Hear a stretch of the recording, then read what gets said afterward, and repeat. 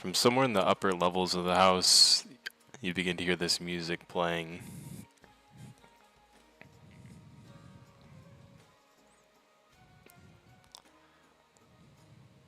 I knew there was someone up there. Don't ask me how. The children with you nod in agreement, lifting their heads upward, mentioning shuffling footsteps that they heard previously, confirming they too agreed there was someone else in the house. Or tower, rather. They have enhanced senses or something, don't they? Maybe not. Well, shall we?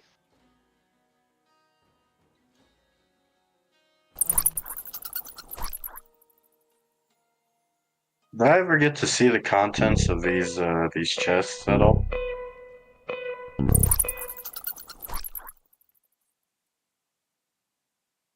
Struggling to remember. Yeah. Yeah, within those chests, I think you found a silver dagger and a healing potion. And then the rest of them were like, sort of like almost like caved in, sort of like the remainder of the floor over there. Maybe damaged in some sort of siege or attack.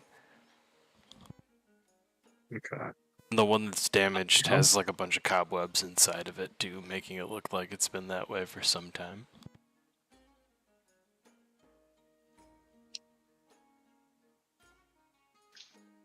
I thought I wrote that down somewhere. I guess not.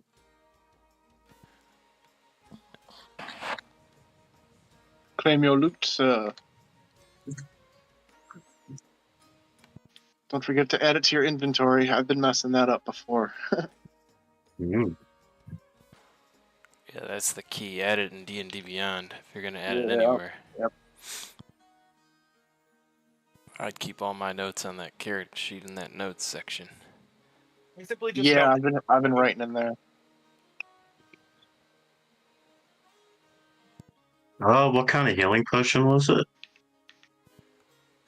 It is a lesser healing potion. Okay.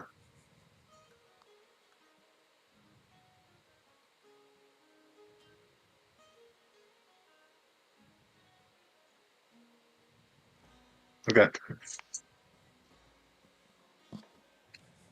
All right, well, I'm ready to move up.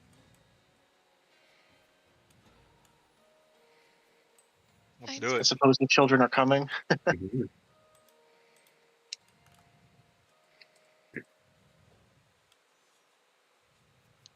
I hope they don't get caught in some conflict.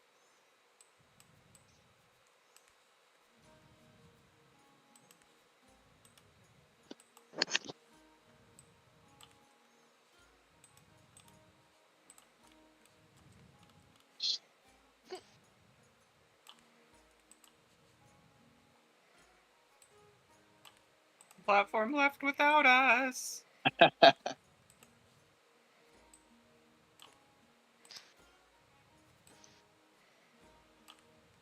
I'm falling!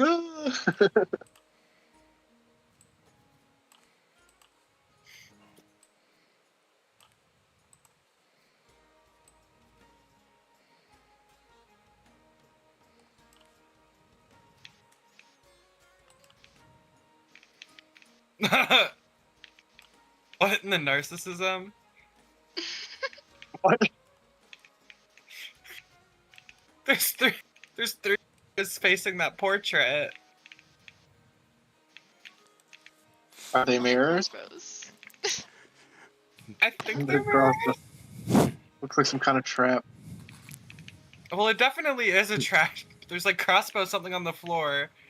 Three mirrors facing the whatever the painting. I don't know why that painting is the way it is, but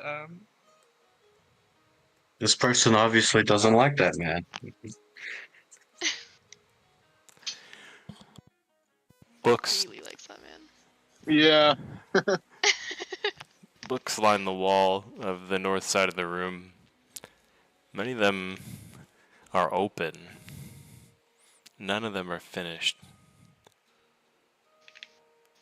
As you pick them up and read through them, you realize that the ending pages of almost all of them are empty and blank. Are these books that we would know have an ending, or are these books unfamiliar to us altogether? Many of them seem unfamiliar or new. It seems as though a mind was at work here, and then something interrupted it. Zion, what do they say? I'm halfway illiterate. What does that mean? Cyan It laughed. means I can I can recognize the words, but I have a hard time reading. What? I have the reading level of a preschooler. All I Don't can say judge for me. sure is this guy does not like to write endings. I see. Is there a common theme between these books that we could pick up on? They seem to range in subject. Many of them are on curses that are in the nearby area. Ooh, interesting. You pick up That may be one. information we need. You pick up one that says on curses that evolve.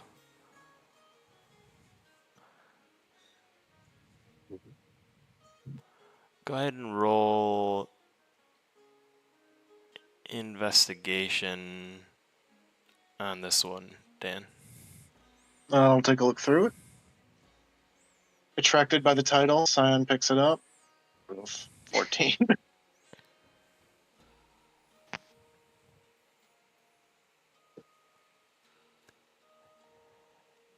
Inside there's a passage that you sort of stick on when you are skimming through. A curse that changes is no curse at all. It is something else. Something that is learning. Something that is alive. There's a note here in the margin as well. If true, then this is no longer lycanthropy. It's propagation.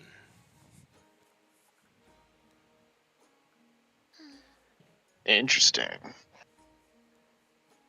Cyan gives a concerned look at the children, but otherwise keeps his mouth shut. Yeseni, you pick up a torn journal page from over in the corner that you notice that is sort of fallen in the ground right in front of that bookshelf you're standing in front of. Okay.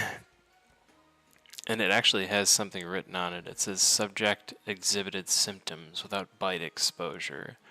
Repeated observation confirms. Proximity alone may be sufficient.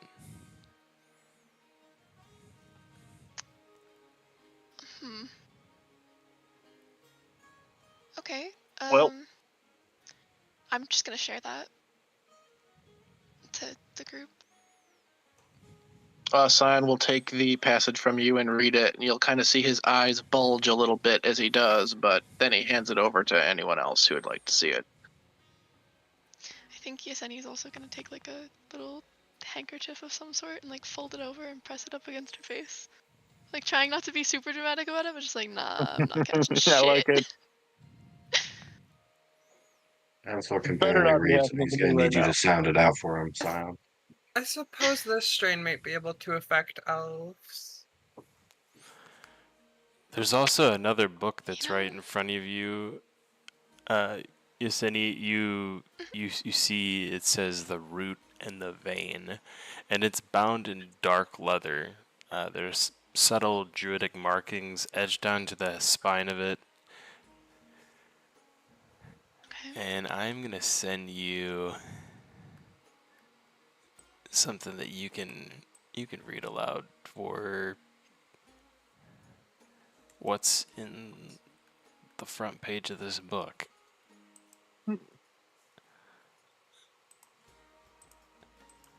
We'll get to the rest a little bit later. Okay. Cyan tells Avathor, we may all be infected at this point, even though most of us haven't been bitten. That could be bad. Yes, it could be bad. Okay. All life draws from the same source: root, soil, blood. To alter one is to influence all. If the root is corrupted, the forest does not resist. It spreads.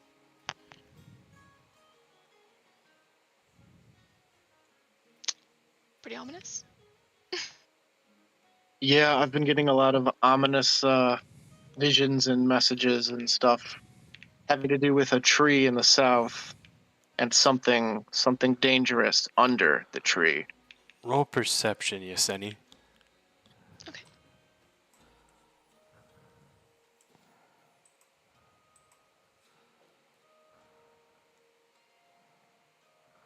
Nice. Well, damn. It's a small note etched onto the back of that page that you notice after reading it. And I'm going to send that to you as well. Just give me just one moment. Should be coming in just a second.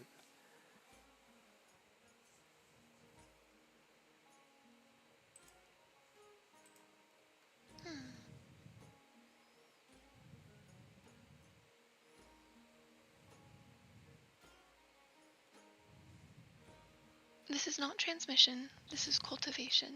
The wolves are not infecting. They are being used. Like they're farming this affliction, I guess.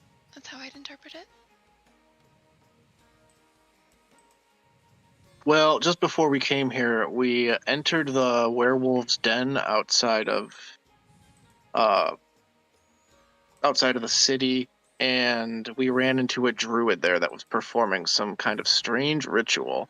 And it's the whole land, everything reacted very violently to it. There might be something under this entire area. Caves, I don't know. In my mind, in the visions, I saw strange crystals Where was in the this? dark.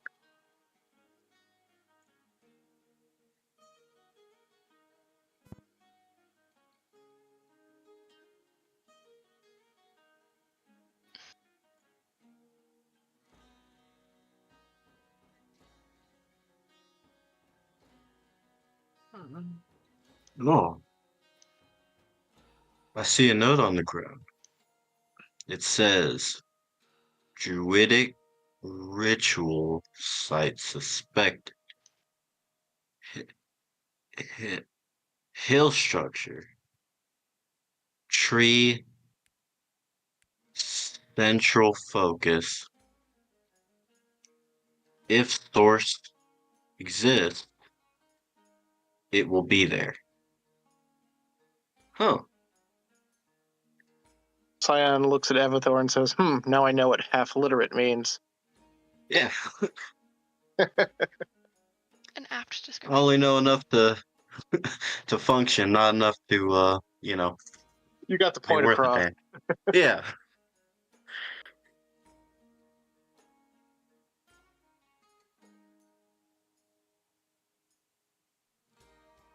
Cyan takes the book and begins reading through it, and he's thinking this is confirming what he was talking about before. Looks like we have our next place to look, but we still need to find the wizard that owns the tower. We were hoping he could look after the kids. But if he can't, I think I know of another place we could take them. But let's keep looking in the meantime. Yeah, I'm gonna look through the room as a whole, if I can. Just kind of looking around for anything else weird. And I will be looking for anything magical with detect magic. I shall look for anything shiny.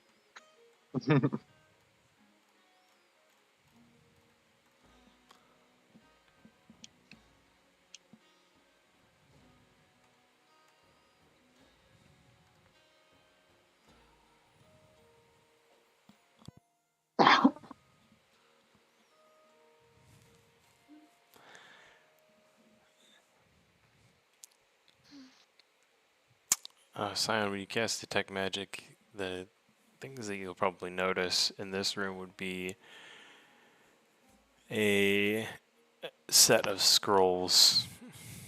Over in the corner, there's 4 to be exact. Do I recognize them? Are they spell scrolls? Yeah, two. You recognize all of them as spell scrolls, but 2 have spells that are unknown to you, Ooh, nice. and the other ones are detect magic and protection from evil and good. Okay, I'm writing it down. I'll take them. Okay.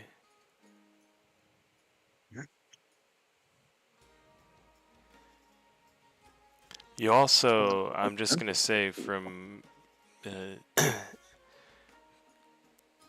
casting detect magic, I'll sort of point you in the direction of a particular set of notes that you see on the table that describe that this it does not behave like a curse. This infection, it behaves more like a network. Strange, but it would explain why my attempt to remove the curse earlier didn't work. Werewolves. It seems different, like someone's tried to engineer some kind of lycanthropy plague. There's also a book nearby on the table called On the Nature of Lycanthropy.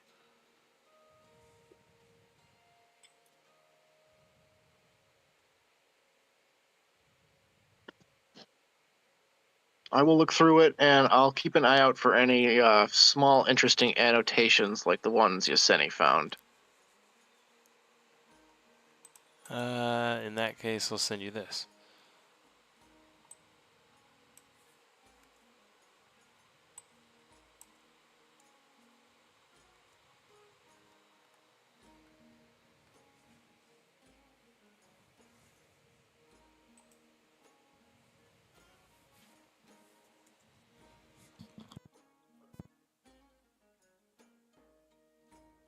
Scion will hold the passage open, and he'll turn around and just kind of speak it to the party. The curse of the wolf is one of blood and violence. It passes through tooth and wound and settles in the marrow. Its signs are predictable. Its spread is contained. It is, above all, consistent. This is no longer true. A note is written in the margin. Pack behavior erratic, increasing aggression without provocation, subjects not feeding consistently, killing without hunger. Looks like someone's been making observations of the werewolf den we tried to attack.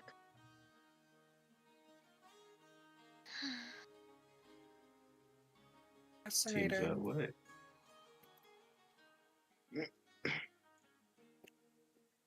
But no sign of who was making these notes. We would be quick to assume it was the burgomaster's son, but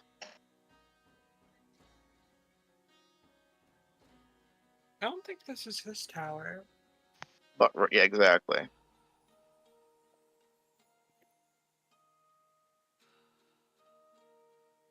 Still, I assume Barovia is an easy place to lose your notes.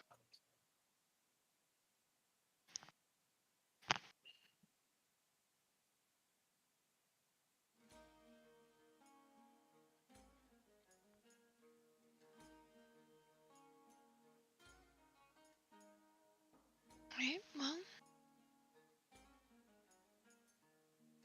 Does Cyan notice anything strange with this portrait and the 3 mirrors kind of facing towards it? This contraption, I want to call it?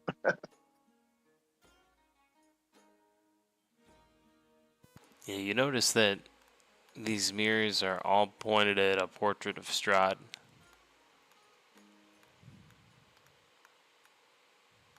But there's nothing magical about any of the objects here.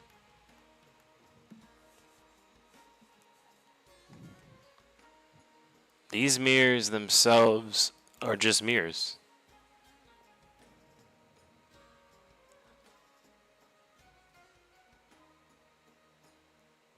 Cyan kind of just walks around and examines the setup, including the crossbows. He's curious about those too. I think there was an investigation roll from Yeseni as well. I can roll it. I didn't want to roll it until I got a confirmation. Oh, Sorry. no worries. You're good. Investigation. Okay. No, I have a +0. I forgot that. Ah. Still a pretty solid roll, and I'm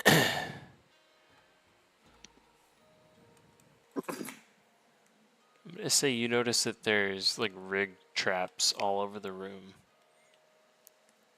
Specifically right over near that corner. The corner that I'm in front of. I'm sorry, the corner where Messiah is actually in front of right now. The Where crossbows, yeah, we can see those, right? you can absolutely see the crossbows, but what you can't see, and what Yeseni seems to be able to notice, is that the floor is a false floor directly in front of those portraits.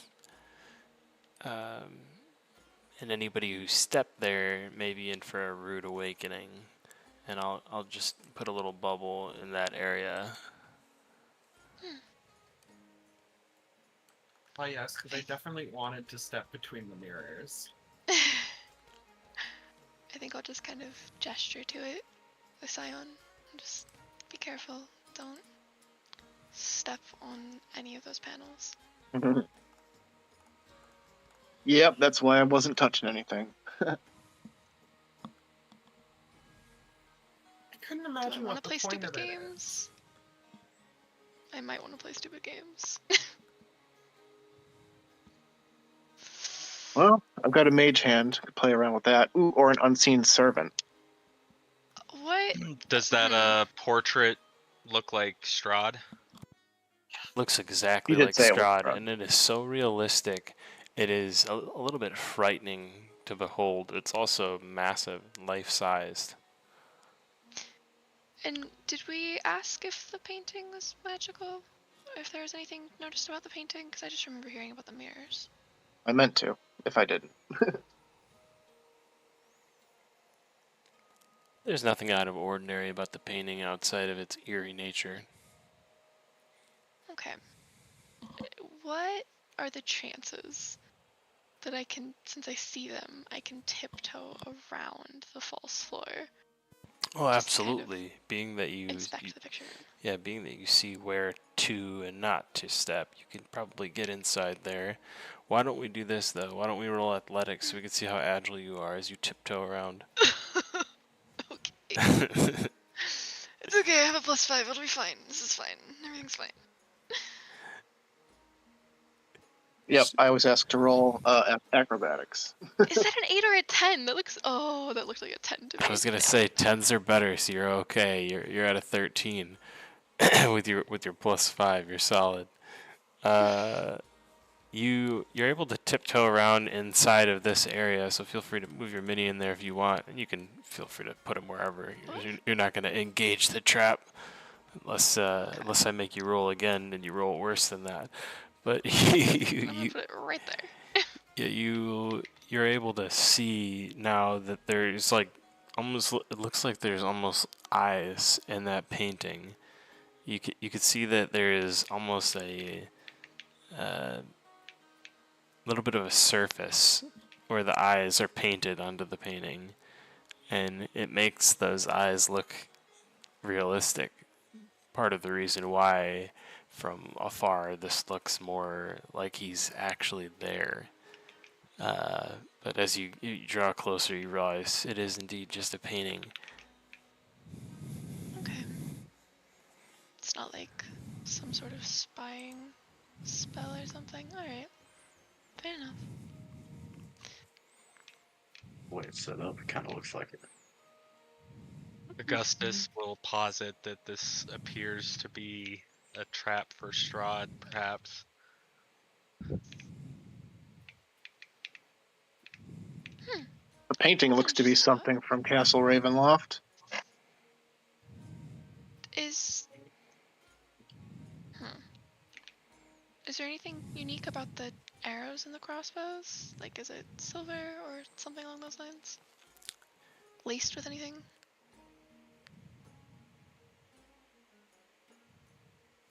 Or wooden, I guess.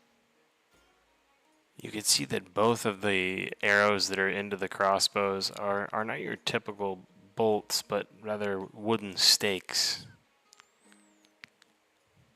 Ah. And they appear to be doused in something as well. Well, it's certainly a trap for a vampire. Maybe he is able to materialize through these, even though it doesn't have a magical aura, which seems strange, but a planar power perhaps could achieve it.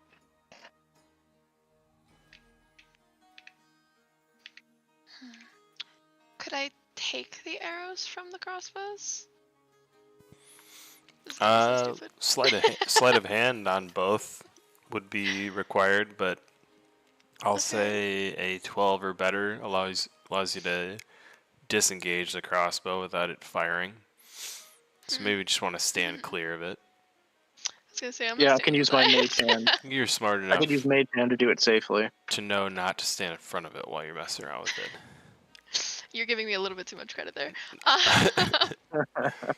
Unless you had below 8 intelligence, I would have not given you that credit. That's fair. That's fair. If you want to do that one while I do this one. Yeah, let's get some other rolls here for some other peeps. Just barely. I know Cast the mage hand Not and even do it close enough for the safely. 12. Avathor can roll sleight of hand with a pretty solid bonus. I was just gonna use telekinesis like I did on the other one. Oh, yeah, it's even easier than I had mage to. hand. Oh, please do. Let's get the first telekinesis out of the way. It can get me broken in for the rest of the session. I can use Burst of Ingenuity on that 11 to turn it into a 13. Oh, thank you. Augustus will notice Yaseni just ever so slightly almost fumbles and will quickly, with his reaction, use Burst of Ingenuity to like steady her hand as she removes the bolt. Awesome. Well, thank you.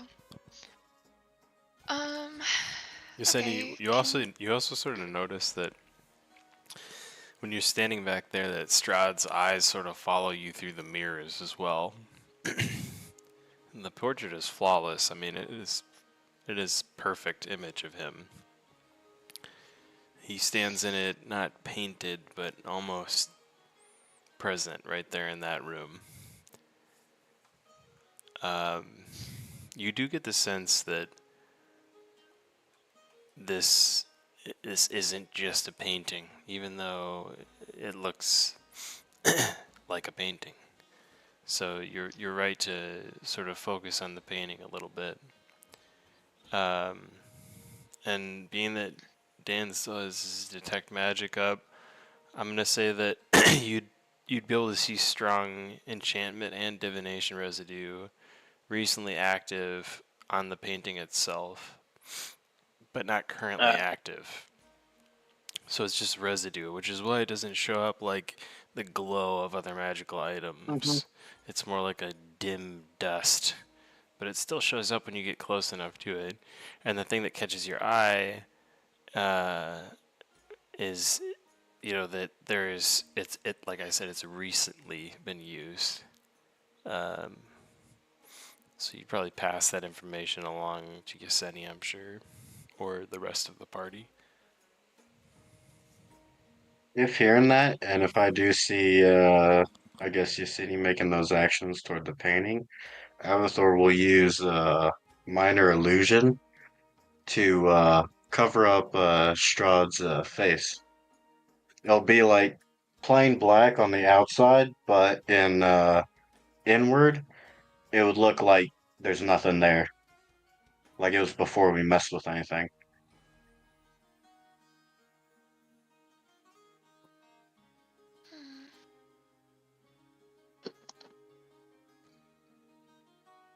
Science says, I rather doubt this does anything to ward off the Dark Lord. I would assume it's a communication device. Maybe. But you never know.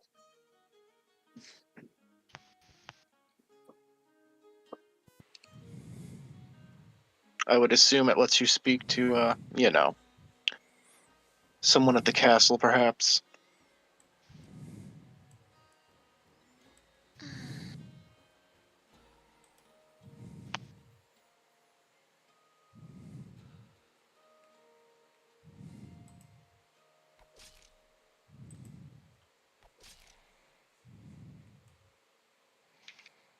Okay.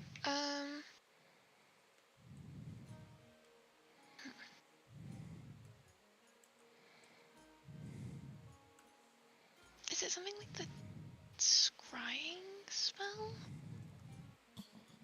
Ooh, you got scrying spells too? No, I'm definitely talking above table. This is not character talking. I've got divination at level 4. I've already used it before. That's a good one. I don't know, would my character know about like the scrying spell or maybe other kinds of surveillance things? If you Arcane didn't, eye. if you didn't, Scion making mention of him seeing strong enchantment and divination residue, would spark conversation for that, I'm sure. Yeah, I definitely mentioned it's magical. Or I meant to. Would I be able to see anything that leans to one particular spell? Or I guess I don't have any sort of Did he say there was enchantment and divination magic on it, like residue? Mm-hmm. Yeah. Those two? Yeah. That's why I said a communication device. Or a spying device, yeah. Just the eyes are following and I don't love that.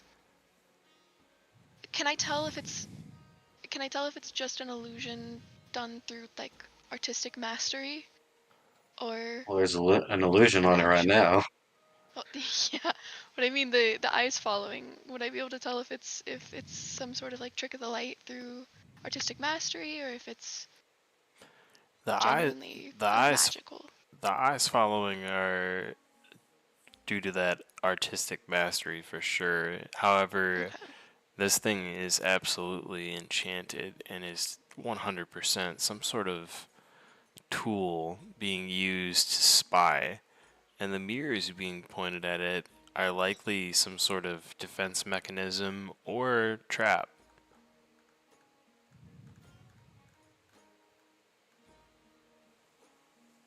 Would I know what kind of trap 3 mirrors would be?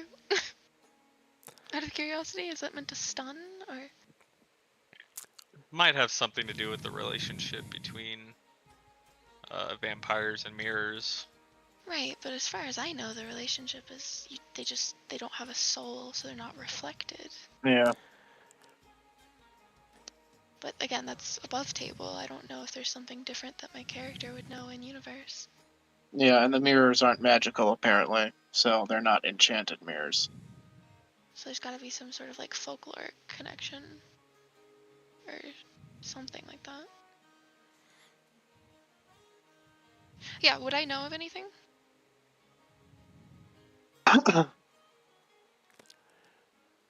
You know that Strahd is an extremely charming individual from what you've heard about him. And that he's also been known to charm people on sight, drawing them in, making them do things they might not have, like join him for dinner.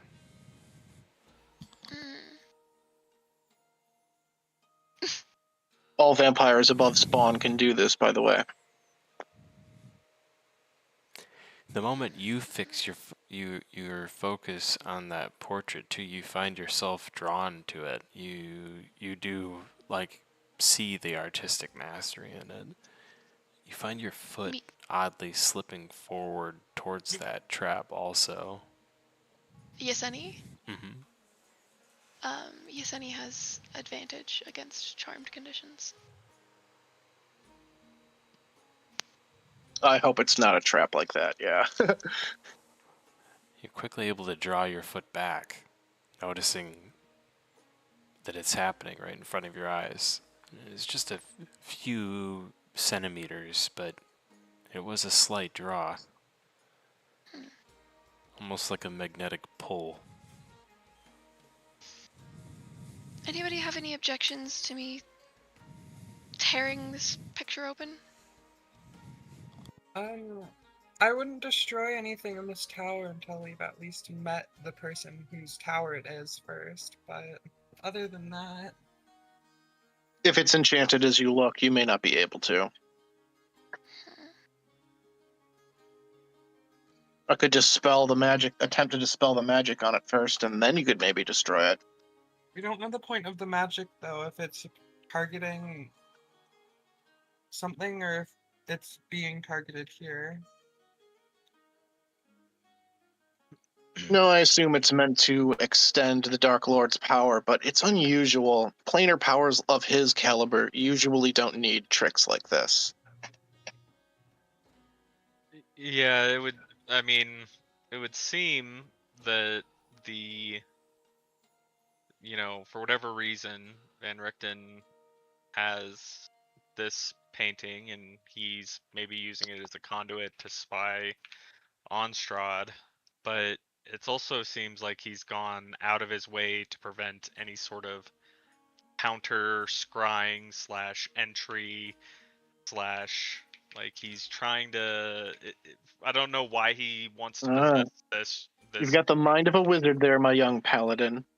Nope, this is Augustus, by the way. Okay, all right. Well, then I say it Epic's to too Augustus. stupid. He's over there just attacking the dummy in the corner. He doesn't care too much about all this nerd talk over here, but Augustus is actually pretty smart, and he thinks that he says to the party that it seems like for whatever reason Van Richten wants to hold on to this painting, but he's understands that just having it here may impart some ability to Strahd to either enter through the painting, which would be why he would set a trapdoor right in front of it, and 2 crossbows.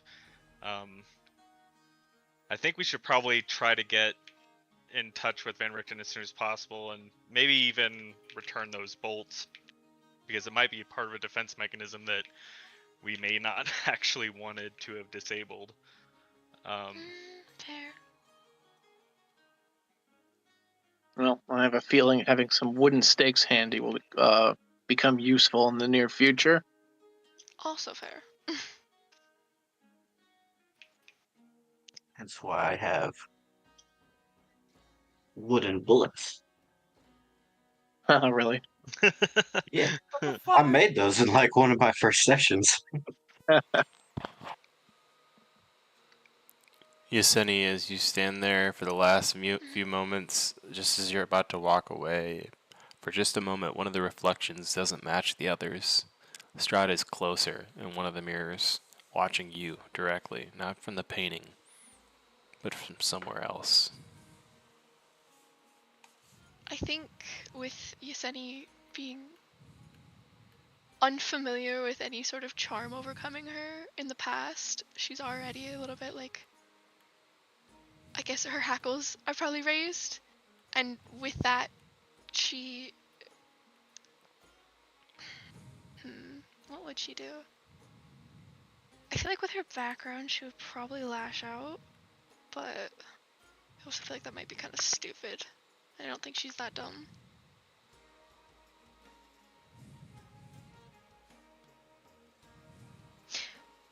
I think she probably just huffs and stomps away.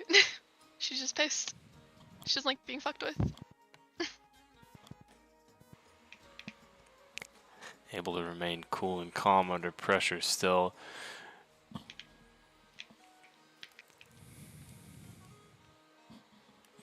Scion continues to look at the painting, kind of scratching his chin for a moment, and before he turns to leave and go away, he flashes it a smile, a toothy fanged grin, before he turns around and gets back on the lift. As you turn, you double take because you think for a minute that that painting smiles back at you, but when you turn back, it's the same as it was before. Nice. Got me.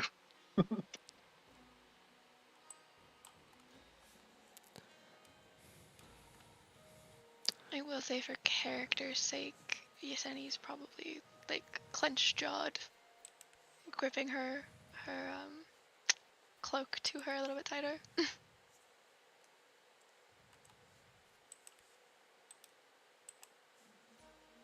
Are we ready to go up? Fucking shoulder height to the rest of the party. What the hell? Shody. If I do that one more time, I swear to God. Did you just get dropped? Absolutely. I dropped myself to the bottom floor for this third time, might I add. I gotcha. Quick lift. You're Thank up you. with everybody else now. I've just been teleporting people all quiet over here, just the unsung hero of teleportation. I appreciate your sacrifice. Thank you so much. It's all good. Just trying to get everybody up to where they want to be. Oh wow, Augustus is really flying high. What just happened? Did I put myself on the roof? You're probably what is on the happening? roof. Oh my God. Click the green you- pin and move it down a little. How'd you manage? I don't know. I frankly do not know. I can't even see myself on the roof. Oh, there we go. I'm in an attic. My bad. I didn't see any of this. There's no way. I saw nothing. I swear. You are in an attic. That is quite the feat you have accomplished. I just went, screw this, guys. I'm going further up. I don't care about these Wonder two what's people. in the wizard's attic. Oh, Yeah. look, it's our old friend. He's here too. The air changes the moment you step onto this floor. It's thicker, bitter with the scent of reagents long since spilled, and something sharper beneath it. Glassware litters the tables, flasks, vials, tubing, all mid-use. Nothing shattered, nothing destroyed, just abandoned. So though the work had stopped in the middle of a thought. Some of the liquid still moves, not boiling, not reacting, just shifting slightly when you are not looking directly at it.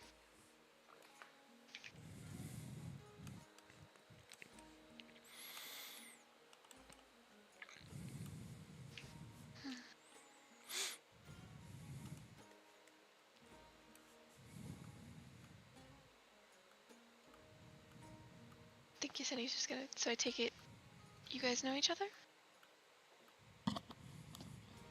We know one of them. Scion's gonna stare at both of the wizards in their eyeballs for a second, and he's gonna say, "Well, it looks like your tower's a little worse for wear. When's the last time this place was attacked, anyway?"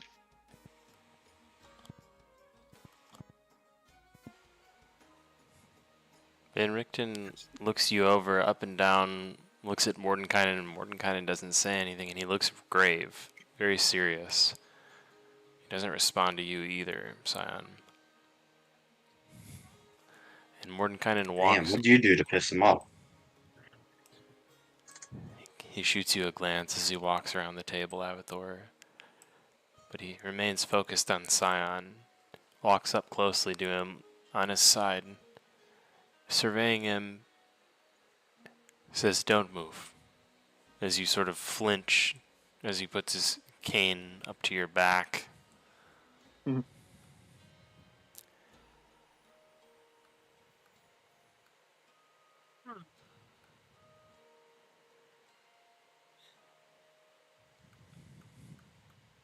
"Who sent you?" he says to Scion.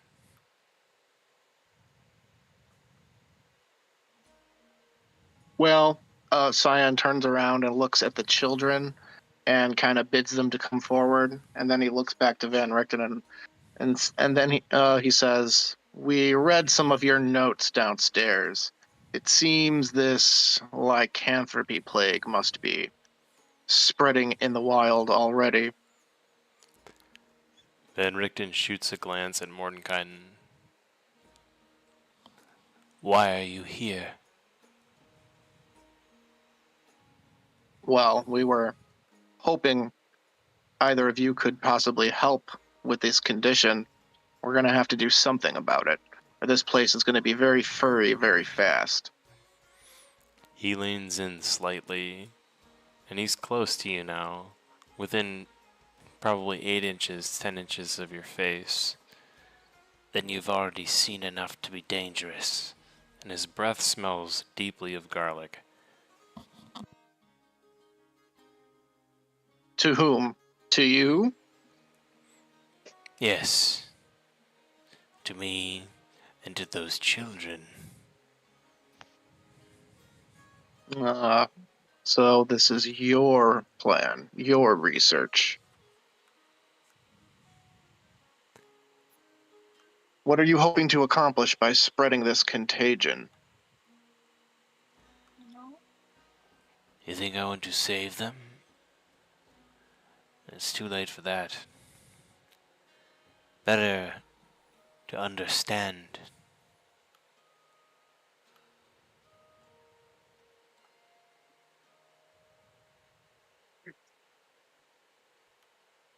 To understand what? All I've seen so far is you've figured out an even more unnatural way to trigger lycanthropy. Congratulations on that, by the way. Trying to find out who and what this is. It's not Strahd. He knows about it. I'm not sure I follow.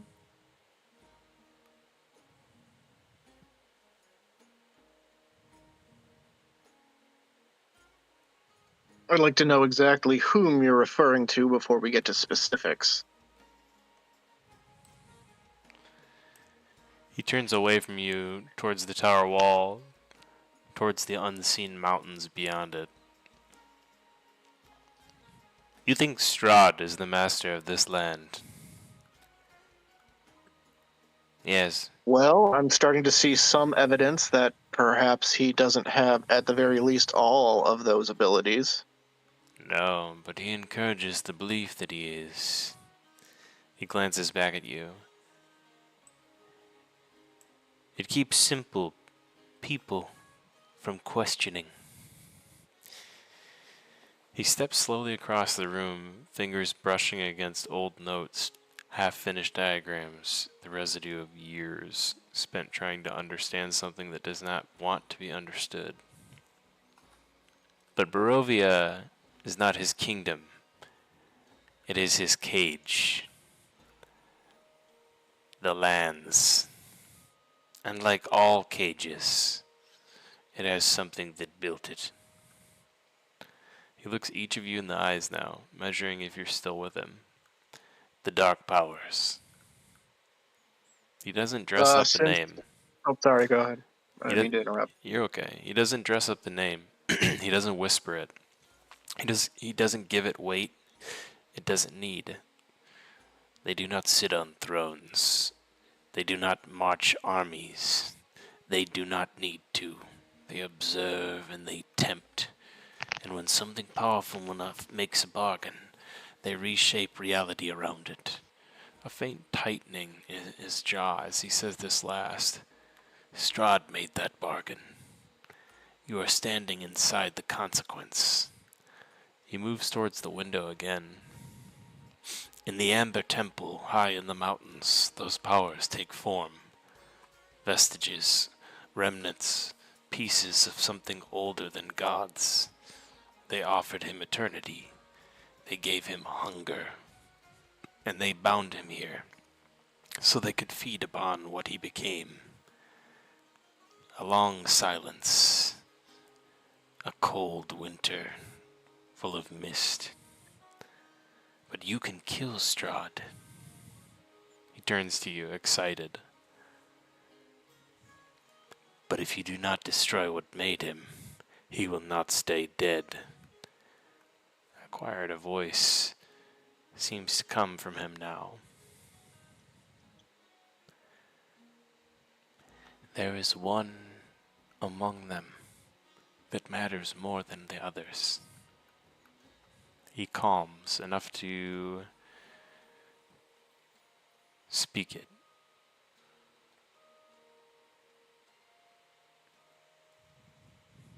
Vampire.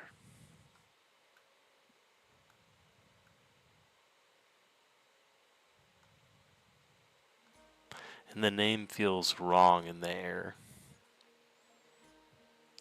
The thing that caught him, how to drink life itself, the thing that anchors him.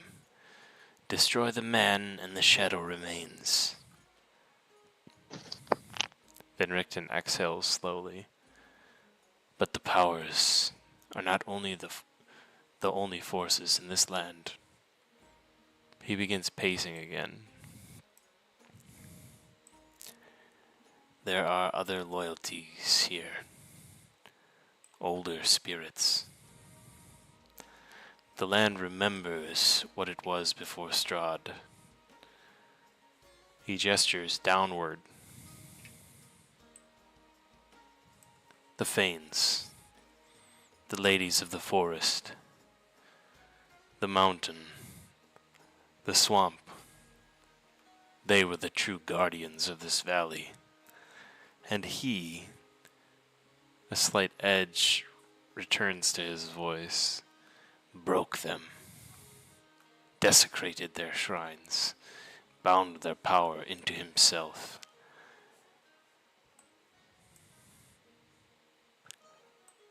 He looks at you all again. But power taken can be restored. And if it is, he will weaken. And now his tone shifts once more, darker and more uncertain. And then there are things even he does not fully understand. Things beneath the mountains. Things the dark powers made or failed to contain. He pauses. There is something beneath Mount Gakis that Strahd has spent decades trying to keep buried, and even he does not speak of it. The druids at the hill, they are not serving Strahd. They are serving the land, or what is pretending to be the land. His eyes narrow slightly on you, Scion, and that makes them far more dangerous. Because now, he leans in slightly again. Strahd controls his monsters, but he does not control belief. He straightens again. And belief feeds things. A breath. You've already seen it. The wolves, the children. That is not his design. That is something growing, and he is watching it, learning from it, perhaps even waiting to take it for himself. He lets that sit, then finally, quietly, so you now understand the board. He gestures faintly, as though placing invisible pieces between you and himself. Strahd, the dark powers, the vestiges in the Ember Temple, the broken flames, the druid. Whatever is waking beneath that hill. You are not choosing whether to fight. You are choosing who to fight first. Something like that. And I have a feeling whatever it is, it's something that was under that hill before this place was transported to the plane of shadows. Also, correction, I said broken flames. I meant to say broken fanes. My tongue just twisted. That's an easy mistake to make. No fault. No fault on that one. The tongue twister. Wanted it clear for you guys so you knew.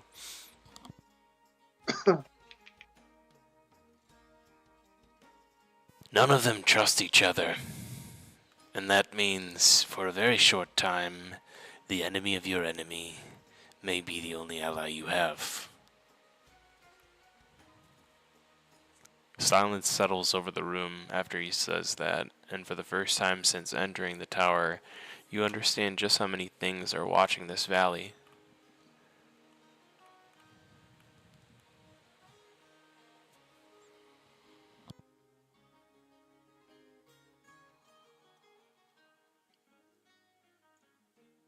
Well, I suppose we speak openly now and fear not reprisal somehow.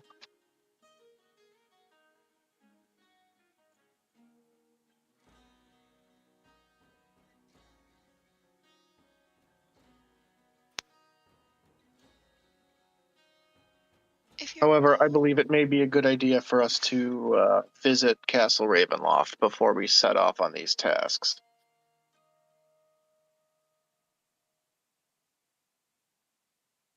I, for one, would love to visit the castle. Yeah, we'll see how much you love it once you get there. See if I have to fight a fucking Death Knight again. Van Richten says, "Tell that to my daughter." In response to Dianara's comment.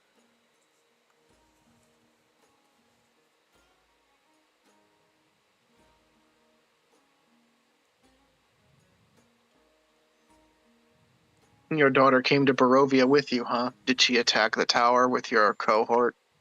The castle, I mean. Van Richten goes quiet at the question. Not defensive, not angry. It looks like he's tired. He slowly removes his glasses, rubbing at the bridge of his nose before setting them down beside him on the table there.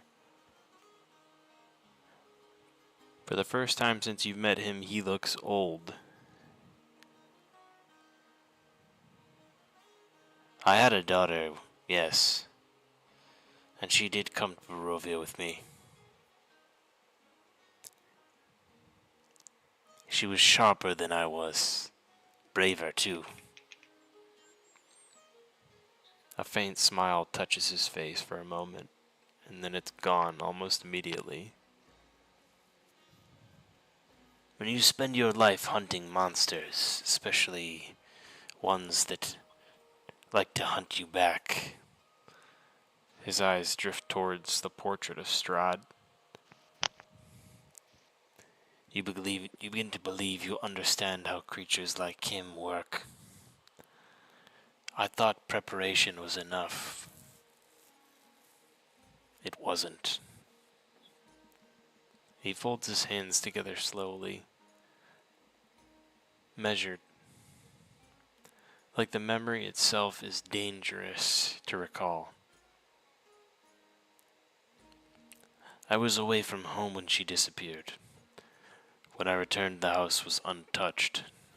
No broken doors, no blood, just absence. His jaw tightened slightly. I searched for months.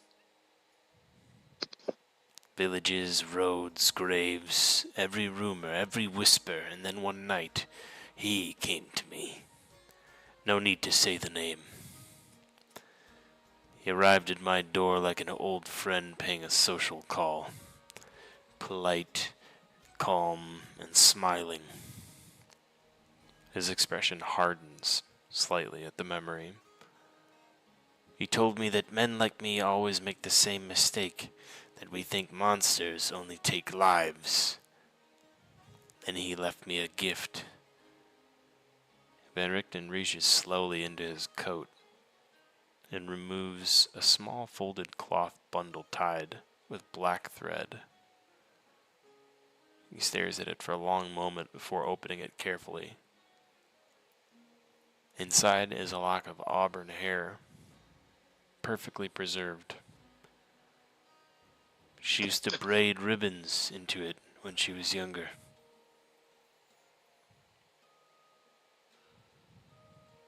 His thumb brushes the strands once before he closes the cloth again. He said he found it near the cliffs below Ravenloft. Silence settles heavily across the room now. I never found a body, but I stopped looking. This admission sounds harder for him to say than any of the rest of the story. For years, I told myself she was dead, because the alternative... He trails off. Then quietly, he says, the alternative meant he still had her. His eyes move towards the mirrors around Strahd's portrait. Sometimes the mirrors change at night. His voice is a little harsher now, distant. And once, I saw her standing beside him. Older, pale, smiling. He looks back at you then. And there's something deeply unsettling in his expression. Not fear, not grief,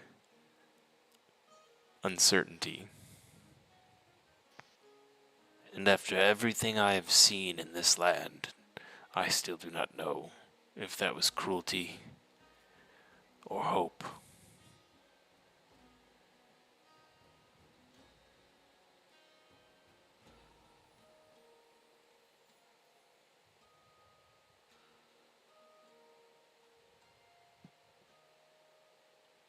Cyan's been Don't you writing stuff find in his out? little field journal, but he continues to look up and acknowledge him speaking.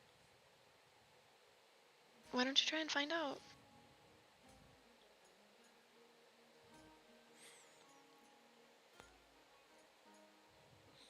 I've been hunting him for a long time. Long enough to stop counting victories. Short enough to still be alive.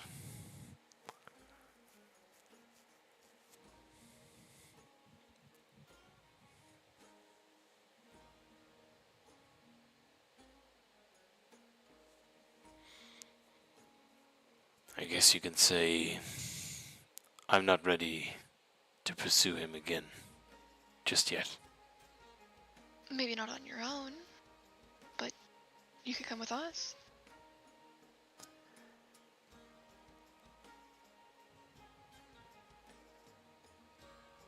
I won't lie to you. I am afraid of him. And you should be too. Because fear keeps you careful. And confidence gets you buried. Fear is a tool meant to drive you, not to make you cower.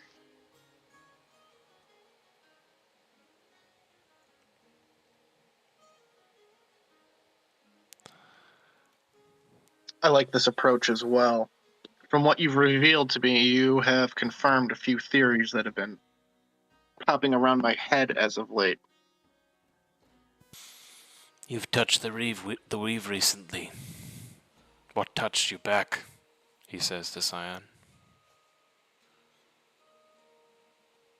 I don't have a spell to share anything like psionically with him right now, but instead I'll use a minor illusion spell to create images of what I saw in the visions. The tree, the hill, the underground area with the strange crystals, the voices, the druids, the wolves, the ritual.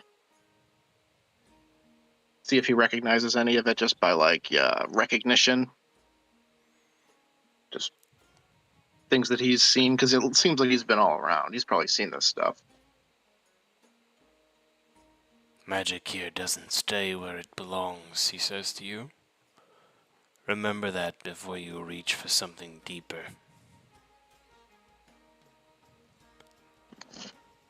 Can you give us any insight on these, or I think you said separate entities that are actually granting Strahd power? You said a shadowy force under the Abbey.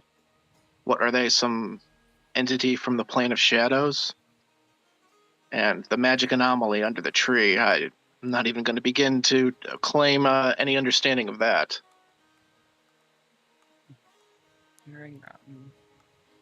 During this conversation, Dinar would just be hanging out with the children. She only seems to perk up and listen at the mentions of things like that. Otherwise, she seems completely and totally disinterested in just listening to it as background noise.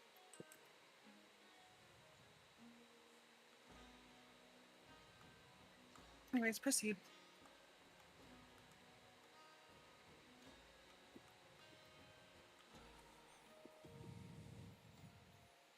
It also begs one final question. If Strahd doesn't have control over this dominion, who does?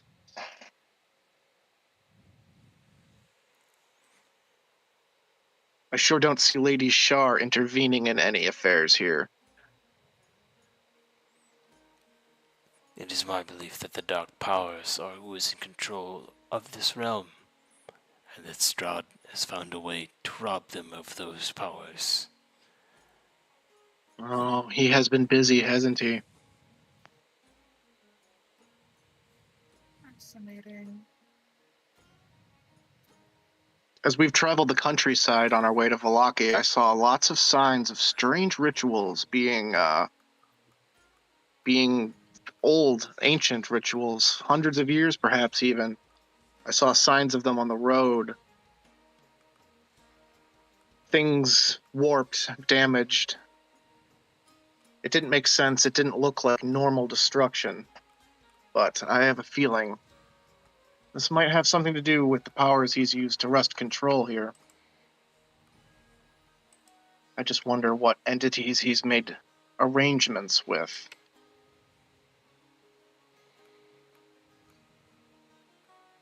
We may have to find out the hard way. Sorry, go ahead. Oh, I just said I'm curious as well.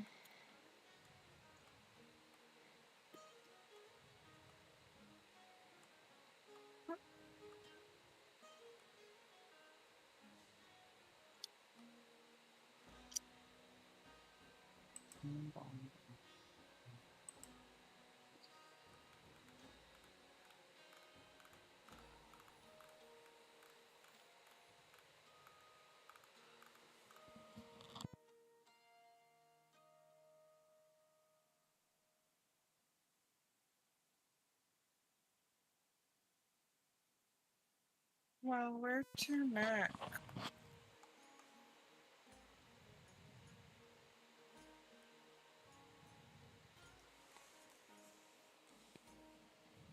He urges you not to disregard these other powers that he mentions, the Amber Temple and the High Power and the High Mountains, the powers that take form there, the vestiges, the remnants, pieces of something older than the gods.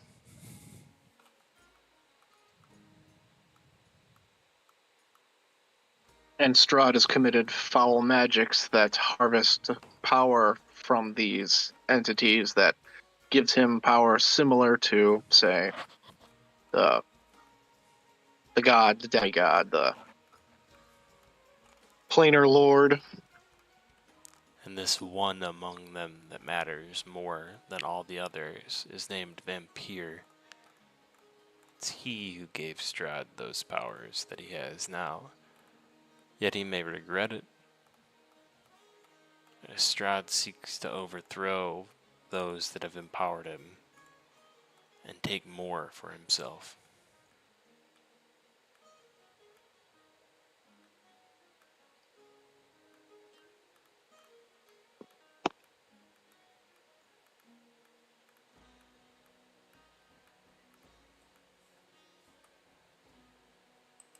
Science says, that name sounds vaguely familiar. I seem to recall it being mentioned in a book about myths and legends about the origin of vampirism. He mentions a few other things to be wary of from his studies: potential threats, rival forces, entities of extreme power. He tells you of Exathanter, a lich located in the Amber Temple. And while currently suffering from memory loss, in his prime he was significantly more powerful than Strahd himself. He's In the also arcane arts. known to take on apprentices.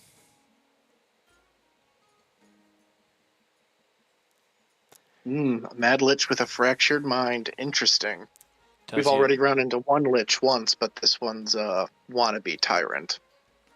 He tells you the Yargul Broodmother, who's a creature created by the dark powers that exist in the caves beneath Mount Gacchus, and warns you, if you ever go there, that the magic of this entity is described as far more powerful than even Strahd himself could comprehend.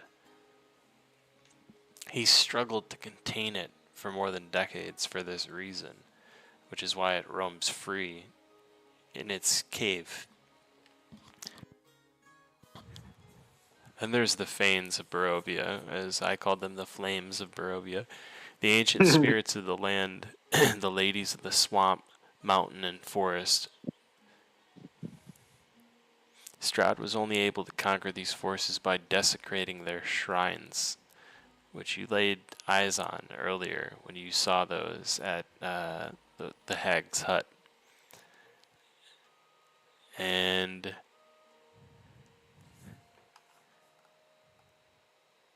beyond that, the dark power, the dark powers or vestiges, vampire. The only other probably in line with that amount of power would be Mother Night, and she's an ancient deity worshipped in Barovia.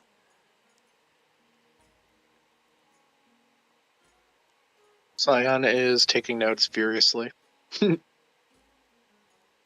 She's synonymous with darkness itself, and perhaps either aligned with or superior to the dark powers. You're not really sure, and nor is Van Richten. However, he's of the belief that Mother Night is somehow atop the dark powers. There's some sort of power structure, and he thinks that that power structure is Mother Night, the dark powers or the vestiges beneath Mother Night, who's sort of pulling the strings, and he believes that Vampire is one of the vestiges or one of the dark powers themselves. So in the sort of triumvirate of the masters of Barovia, or true masters of Barovia, that's who he's, broken down after looking at all these extremely powerful threats, extremely powerful forces. And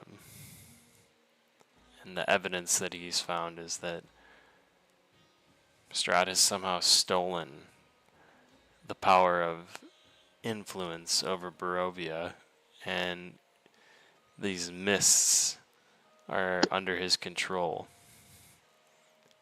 allowing him to sort of blockade the doors in and out of this plane.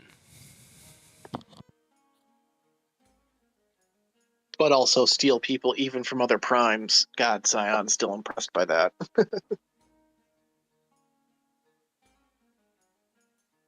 The ultimate rat trap. He also tells you of forces that previously challenged Strahd. There hasn't been no one that stood to him. He points to Mordenkainen. Our friend the Archmage here came to Barovia to defeat Strahd. And while Strahd won, This was only due to fortuitous circumstances. Basically, he rolled a crit on Mordenkainen, and Mordenkainen's I know the feeling, but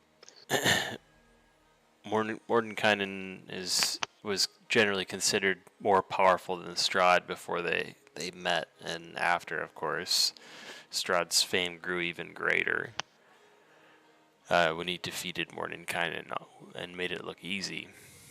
And then there was Argynvust, which was the silver dragon, and undoubtedly one of the more powerful one-on-one fights that Strahd had. And Strahd only defeated him by leading a massive, technologically superior army and using siege weapons against the dragon. And that was, due to his overwhelming wealth that he had inherited from his father, who had been a king before him.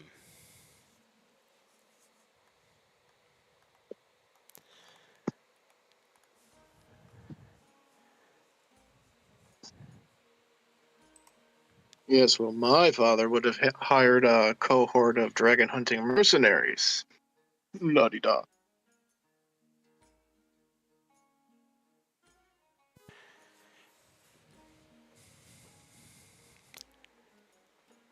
He gives you a silvered weapon of your choosing from the rack of weapons he has behind him. And there is weapons of all kinds, so feel free to get creative here, guys. These will all be +1 magical weapons, and they will be silvered. That's essentially the +1 on top of them, but you can make sure that they have the silvered feature on there as well. And he also gives an anti-curse charm as a gift to the party. It'll sort of set that on the table, saying that it's an anti-curse charm that gives advantage versus lycanthropy saves. I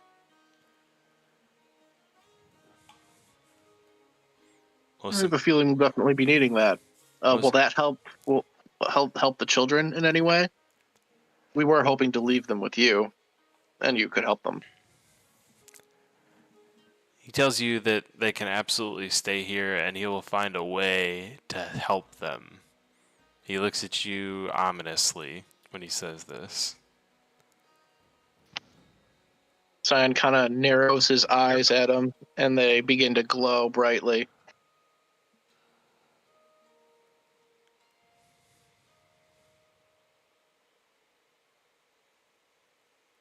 There is only so much I can do. But I will do for them what I can. And if it comes to it, I will help them to peace.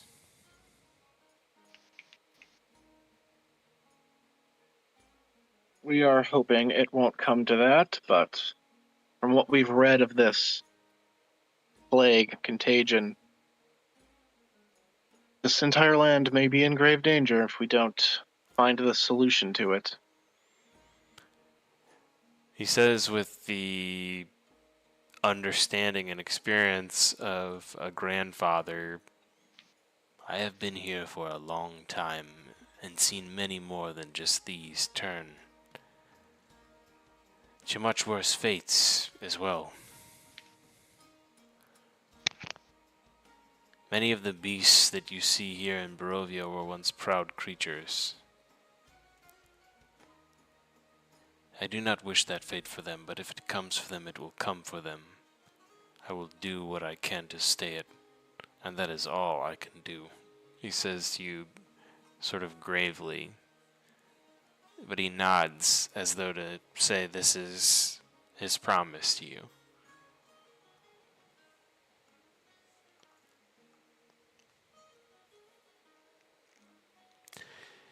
And as this is happening, one of the children shifts. Not dramatically or violently, just sort of, they look wrong. They shake, and their breathing changes, and their shoulders tighten, and slowly they look up Let's get a wisdom save for everybody. Me, who is with the children. Ruh-roh.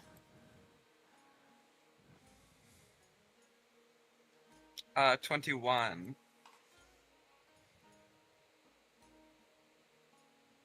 I did Oh, the wrong yes. one, I got a 21 as well. That's the first good roll, and it's on something I'm not even good at. Sorry, I rolled that incorrectly. Here.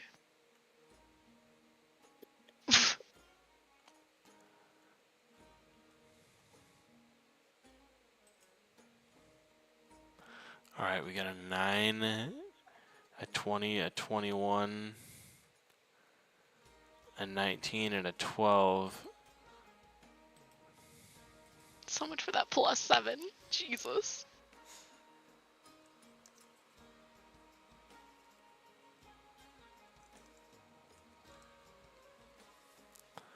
And another 12, I'll say, for GMW over there. And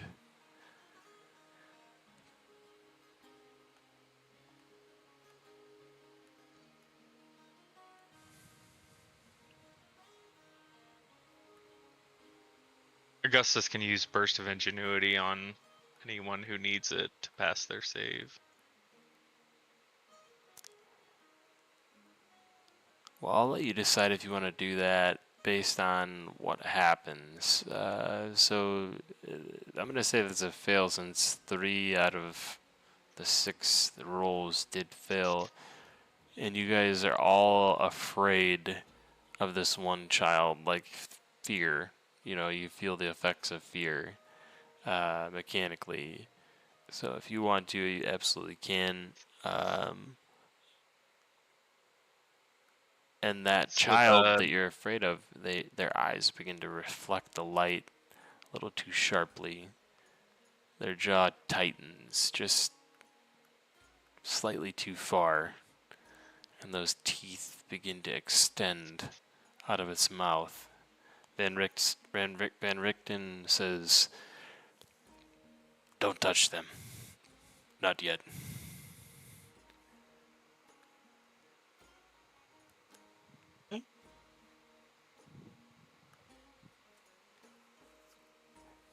He looks through a couple of the scrolls on his desk and then says,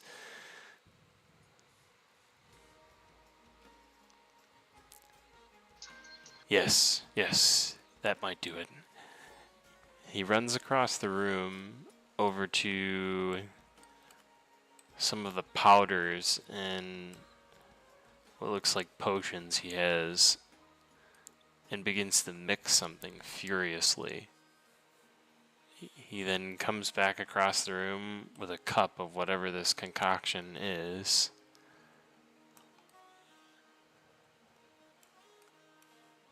And begins to pour it into the child's mouth, attempting to calm them.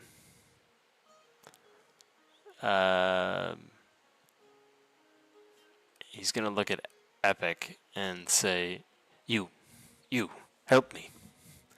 And Epic, roll a medicine check here as you assist him with assessing the child to see what is going on with this transformation. Can I help with a third hand from a distance? Well, why don't you roll persuasion to sort of see if you can calm the kid down, because he's starting to sort of freak out as everybody gathers around him.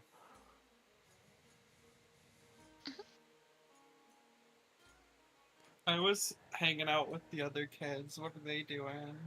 Uh, Or the kids in general.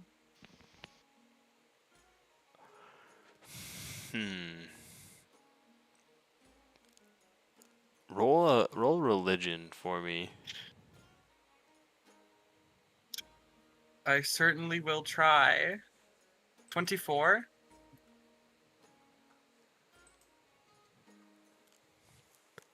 You can see that there's some sort of influence over all of the infected kids at the moment. And you're able to sort of sense that they need to be like snapped out of whatever is happening. This would be like a moment where you like snap your fingers or clap your hands in front of your friend's face, be like, yo, hey, what's going on over there? As they're sort of drifting off. So you get the instinct that that's something that you should do. And Yeseni. All right, I do that then. Interesting. A magical trance. Thor's just sitting on the chest, still drinking his rum, ready to make any kid fly. Yeseni, why don't you assist Scion in his persuasion roll? Meanwhile, Epic, as you're assisting with the child trying to check on the transformation, he's asking you to help like sort of unbutton the top buttons of this boy's like shirt so you can see his chest, because his chest keeps rising and falling in a really unnatural manner, and his rib cage on top of his chest, or his chest bones, look like they're protruding outward from the center. Ooh.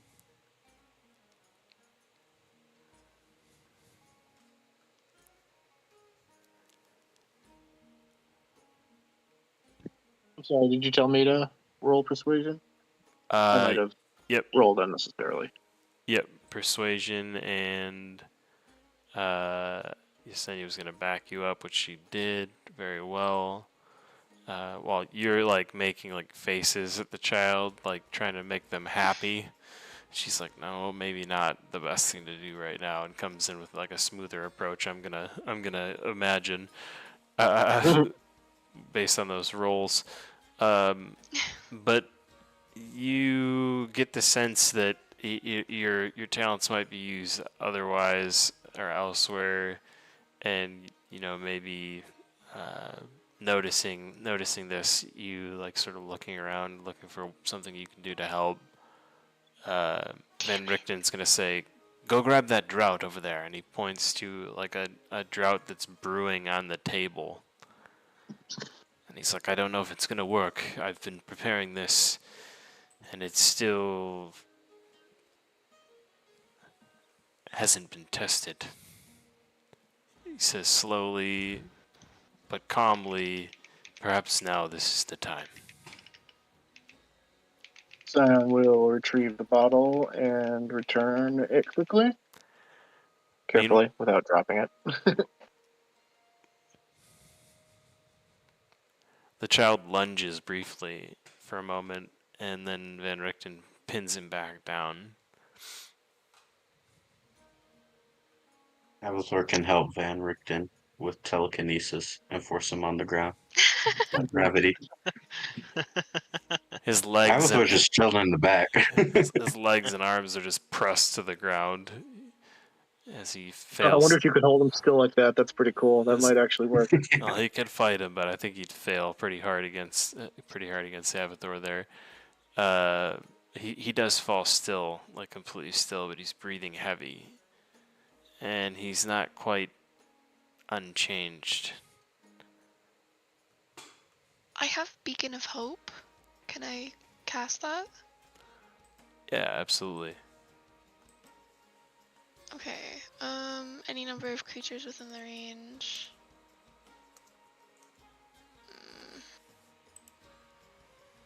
Wait. What did that just do?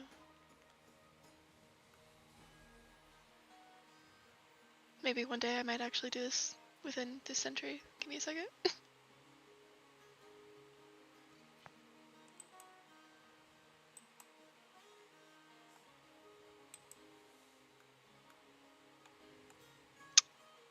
Okay, so I deleted it off my prepared spells. Give me a second.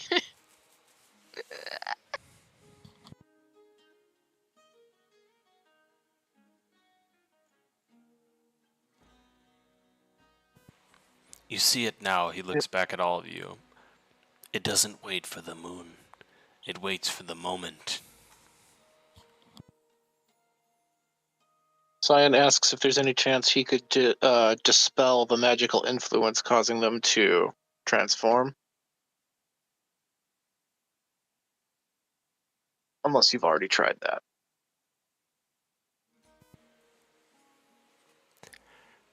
The drought seems to put the child to sleep, Okay. at I was least able for to cast now. it.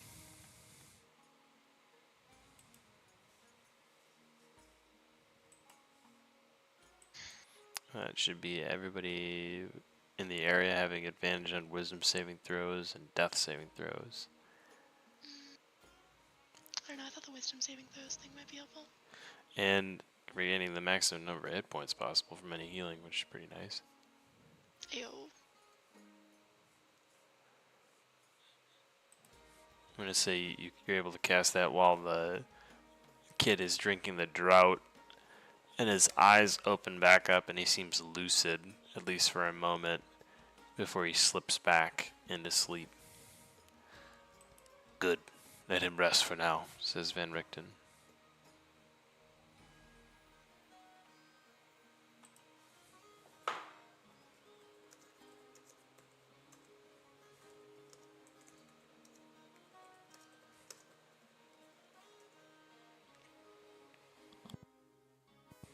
Alright, well.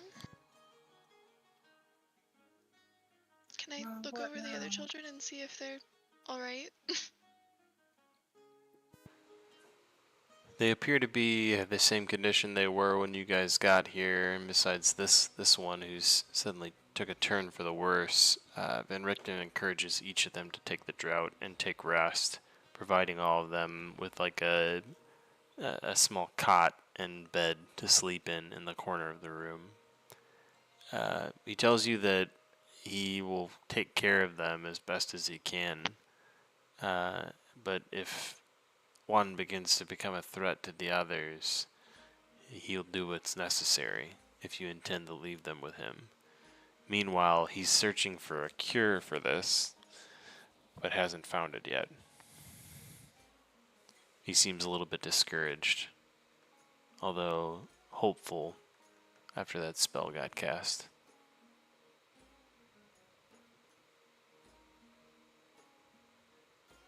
Sign will ask if there's anything we can do to help with the research.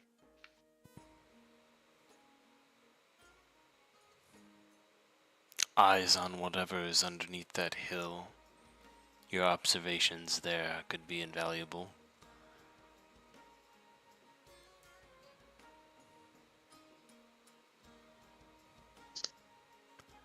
The answer So you is tracked the affliction to that. I forget what it was called. I forgot already.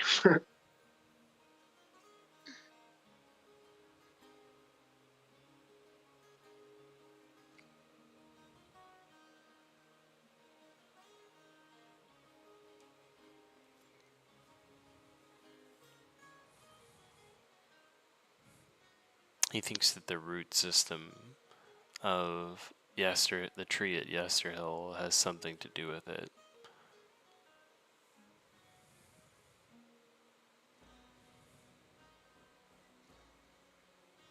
So we go to the tree.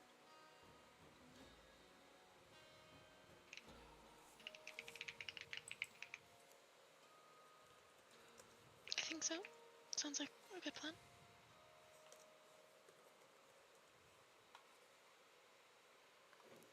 Also, circling back to the whole, like, all the different silver weapons, longbow.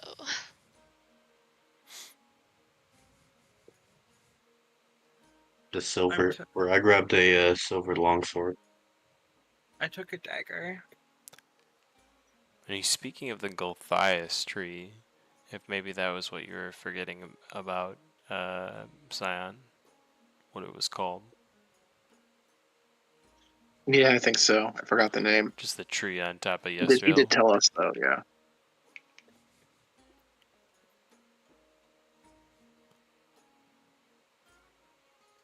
So, when you say get creative with the item, do you just mean in like the type of weapon, or can we like specifically name an item, like a specific type of longbow? I'd be okay with that too. Yeah, I'd be okay with that too. I just wanted you to have the ability to have a silvered weapon, so you can, if you're gonna have a longbow, you can have a longbow with silvered arrows or silver-tipped arrows. Silvered arrows might not fly too good. Fair. I made silver bullets. Those will fly good because they come out of a gun. Mm. Yeah. Alrighty. Let's do that one.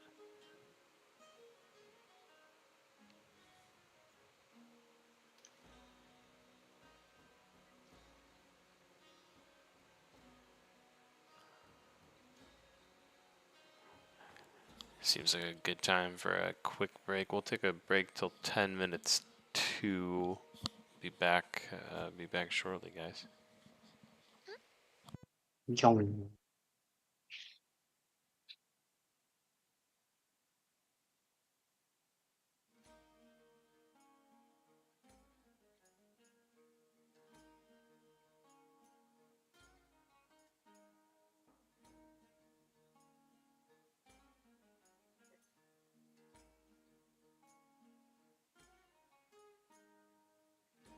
What's our current order of operations? I think we settled on going to the tree, but I'm not really sure. That's what I would think too. From what I gather, or from what I think, it's tree, then the castle? I was thinking tree and then maybe something to do with those fanes. Sounds like that's where he gets the majority of his power. There's definitely some dangerous shit going on at the tree, for sure.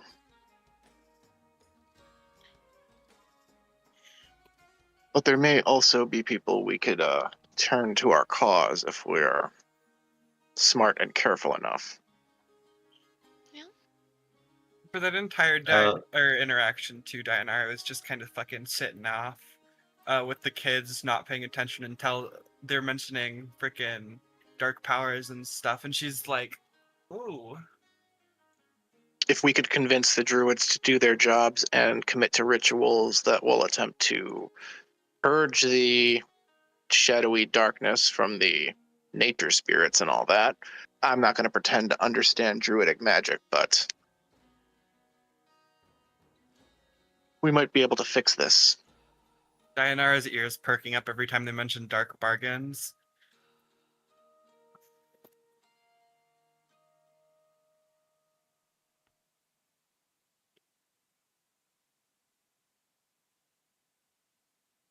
I like power. All right, calm down there, you little warlock. I'm a wizard. I do got the charisma though.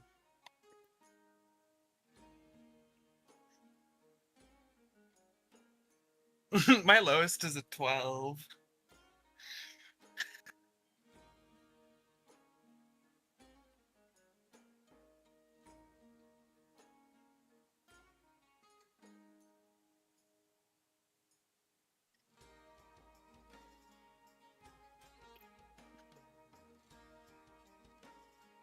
We'll have to see what path this leads.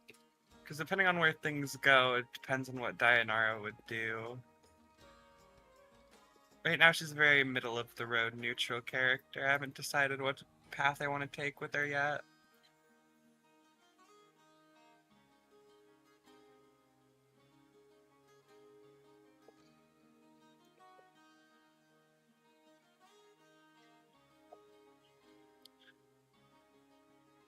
I could see a world in which she tries to make a deal with the dark powers, though.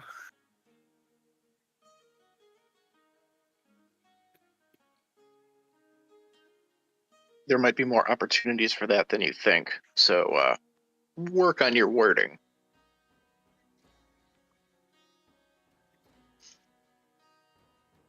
I think I might have found a new interesting way to use telekinesis. We'll try it next time when we're in a battle.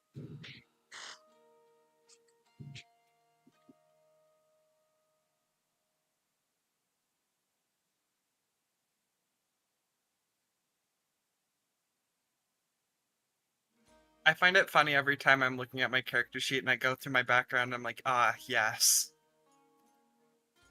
Nothing suspicious here. Nothing to see here. It's so funny. It's so funny.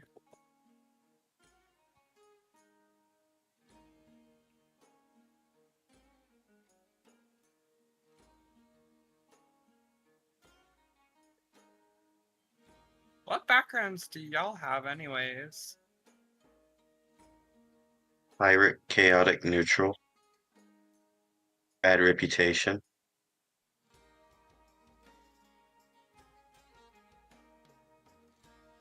You know, the usual for a bandit-like character. My background is vampire devotee.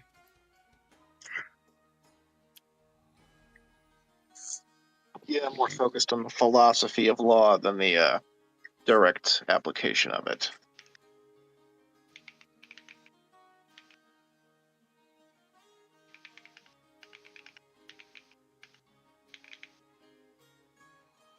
And I think I'm chaotic neutral. Yeah, I'm chaotic neutral vampire devotee.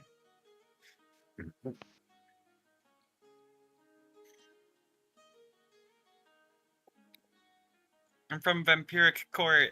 I'm just not a vampire. I just do vampire things. Yeah, you use their magic. I don't know why they have their own magic, but whatever. Cause why the fuck not? If you're that old, you're gonna invent new magic. That's what I'd do if I was that old. I mean, we're elves. We're getting there. Fair. Can't think of any vampire archmages. Huh? So I can't think of any vampire archmages. I think by technicality, I think Strahd is a vampire archmage. Yeah, I think he is too. He's also had a lot of time to himself. As far as Dinar backgrounds aspires go, to be. I'm just a soldier. My background's really good. What it gives me. I can make health potions out of nothing, essentially. Oh, you mean you don't need blood? Wow, thanks, great. I mean, I'd flavor it as me just using my own blood, putting it in a vial, because Oh. I just spend time to put a blood in or something in a vial, and it can make a potion of healing or an antitoxin. That's good until I finish a long rest, and then I also have timely retreat, so I have bonus action dash or disengage. Well, if you're gonna make an elixir like that for someone, don't let them see you prepare it, please. For the love of God. Why not? Because it's gross. Are you saying my magic's gross? I mean, yes, I find your magic somewhat repulsive, I'm not gonna lie. Well, that's quite rude. This health Maybe, potion but tastes oddly familiar to that bloody wine.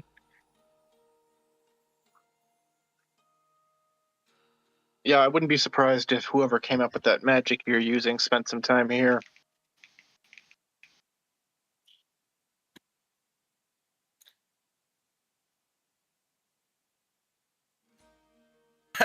I have a strong feeling that the person that came up with the magic I'm using may be the person who gave Strahd his power. Seems like a very fair Yes, point. you could be onto something. They did tell us a few names. One of them being vampire or something like that. I'm just like, It's a name I've only heard in myths and legends surrounding vampirism and the origin of it in the plains. Dinara's like, that's a religious figure from my cult / coven / court. I love my pseudo noble. I was the one who only knows about sea monsters. Species. I'm a massive fan of Eladrin.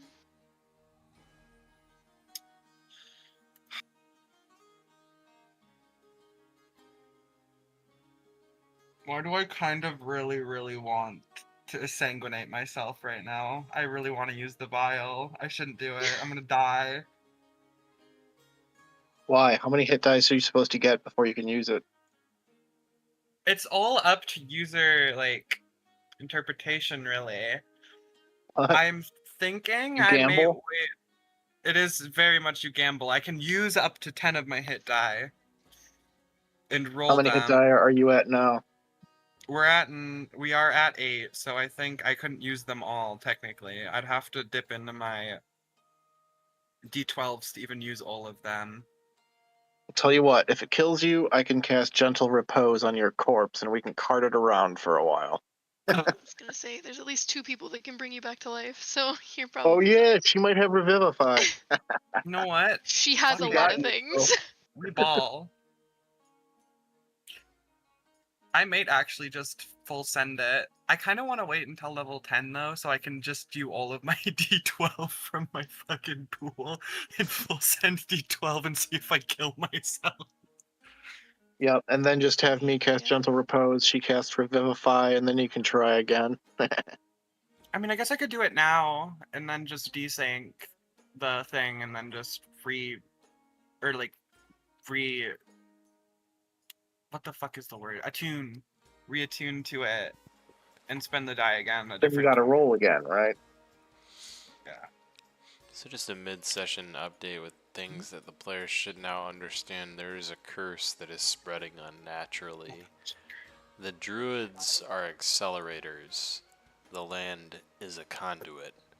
Strahd is aware, but not fully in control. And Yesterhill must certainly be a destination.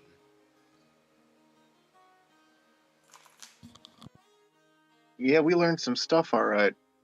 Cyan was spending half the conversation furiously scribbling it into his little field notepad journal. You know what? I think Dianara would actually. I don't know how many she would use, guys. Shall we go gambling? If you're gonna do it, you have to RP it. I'm going to RP it. I'm just trying to figure out You how much gotta- I just have to figure out how much blood Is I'm it feasibly worth- willing. Is it worth a 4th level death ward? I don't think it is. You can't death ward it because it's max HP reduction. Oh, really? Okay, fair enough. I'm gonna like be permanently siphoned my blood into this vial until I disattune from it and take a long rest. I got some fucky magic items, dude. Okay, choose up to 10 of your hit point die. I'm gonna hold on, I just gotta read the fucking. Oh, I don't think I actually spend them to. Wait, do I spend them to. Hold on, I have to read the exact semantics of this because I don't. We may actually have Yeah, to I was rest. gonna ask, can any now. aid with ability rolls help you with it or anything? Okay. This vial of red glass and gold filigree is useful to practitioners of blood magic. As part of the attunement process, you fill the vial with your own blood. Choose up to 10 of your hit points die and roll them, reducing your hit point maximum by the amount equal to the roll, or to the result of the roll. This creates a pool of hit die that you can expend in place of your own when you cast a Sangromancy spell. Each time you finish a long rest, the pool is replenished, restoring a number of hit die equal to half the number you rolled during attunement. Okay, so I think I don't actually have to spend. I think it's just I choose up to a amount, and I'm gonna be a baller, and I'm gonna. I've been assuming this whole time you've used this before. Like on this character, no. No, at on all. a character before, yeah, I have. I think I got a 34 reduction to my hit points. Bro, used here, you it. have no cloak. Jeez. Huh? You're gonna need some defense, that's all I'm saying. Yeah. I should He's a get very my squishy bracers, wizard, actually. but he's pretty good. Let me see. I have 9 Sangromancy die that I can use. 9d12 will kill me. Well, we can give you another shot, just so you know.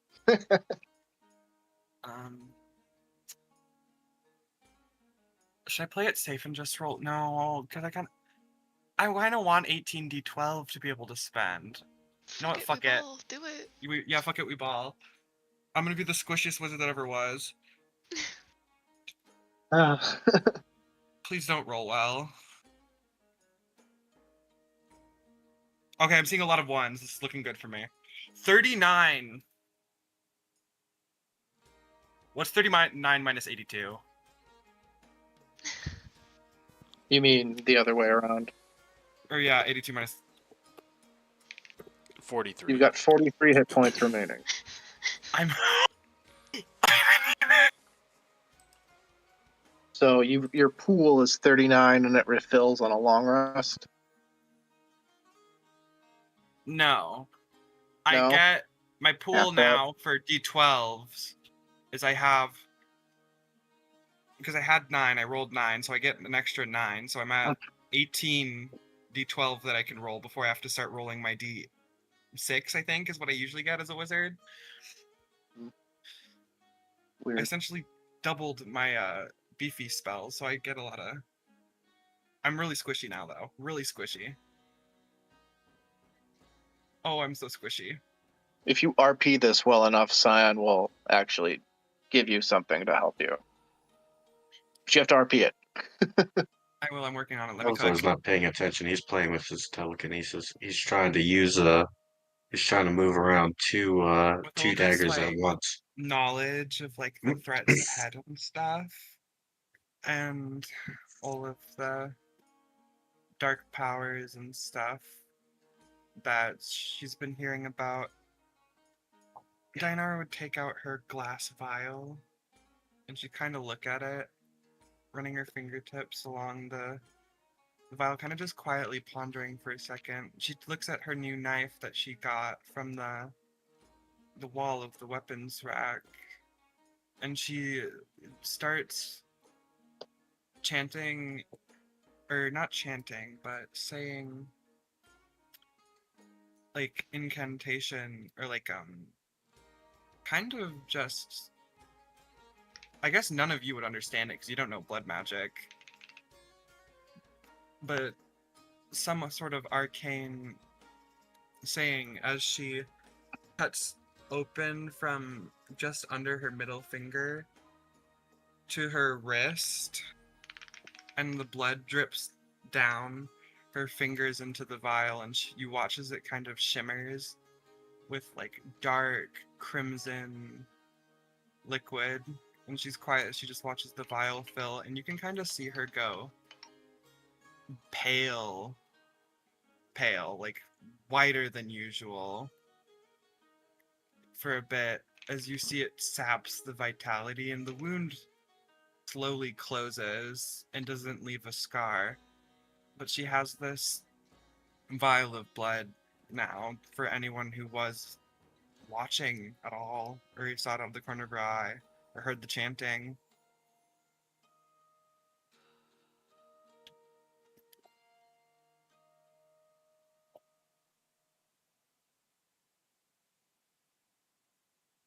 And her eyes, from instead of its normal, their normal blue right now, would be, or like the normal gray, would be like deep red as she stares into this vial.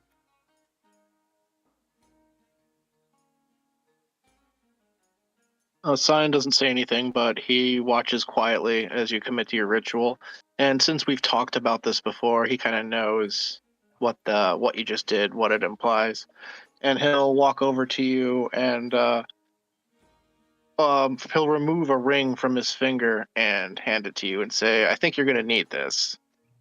And he puts a ring of protection on your finger. I'm gonna need to up my dex really soon. Oh my god. Well, I'm giving you the ring for now, so attune that as well.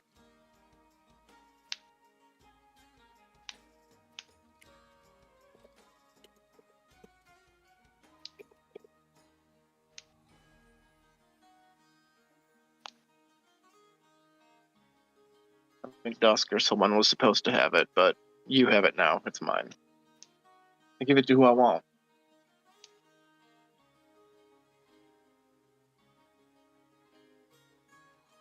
brings me to a 17 with mage armor. Yay. I hope it helps. That's all I got for you for now. Load me with the freaking cloak of protection, bracers of defense, really anything. Just get hit. It's We'll over. buy you some bracers of defense or something.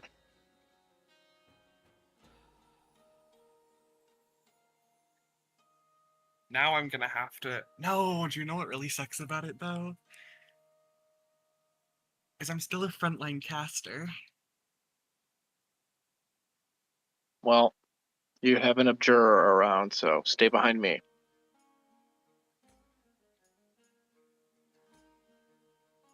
It's so squishy.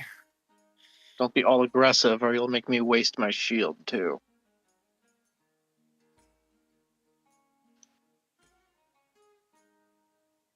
And you know, now that we have a cleric, I'm going to be saving that for her.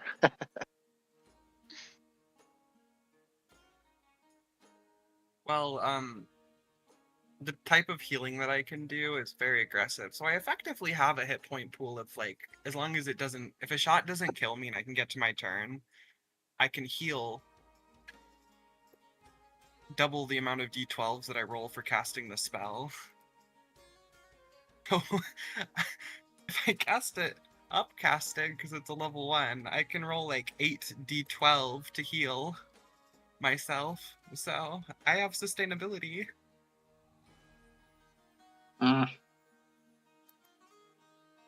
Okay. All right, so we can leave the children here. What do you guys want to do? Could we rest here before we set out? I know some of you are never got to rest. I should ask my would the apprentice what he wants, if he wants to stay here or if he wants to come I don't along. care if we leave personally, but I'm good. we're gonna have to rest on the road anyway, probably on the way south. I mean, I can take a long rest while we're moving, so I'm not overly worried about it.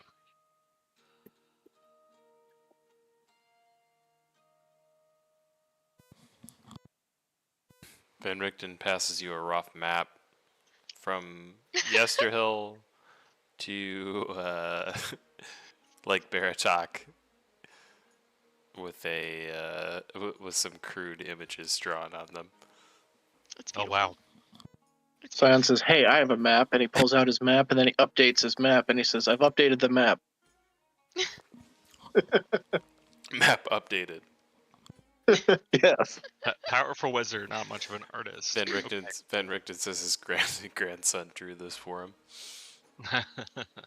Sure, it was your grandson. Yeah, I'm proud of that. I did that in 17 seconds in paint. So are we doing a long rest or?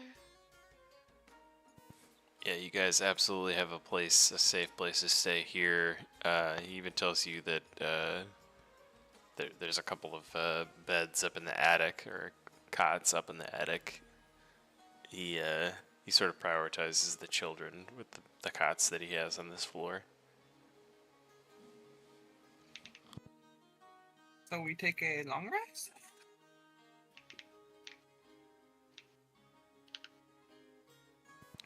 Yep. I think so. Alright. Epic will let everybody else fight for the beds and just retreat into his lamp and sleep in his lush palace. I've got a note on my little vial that I get my 9 d12.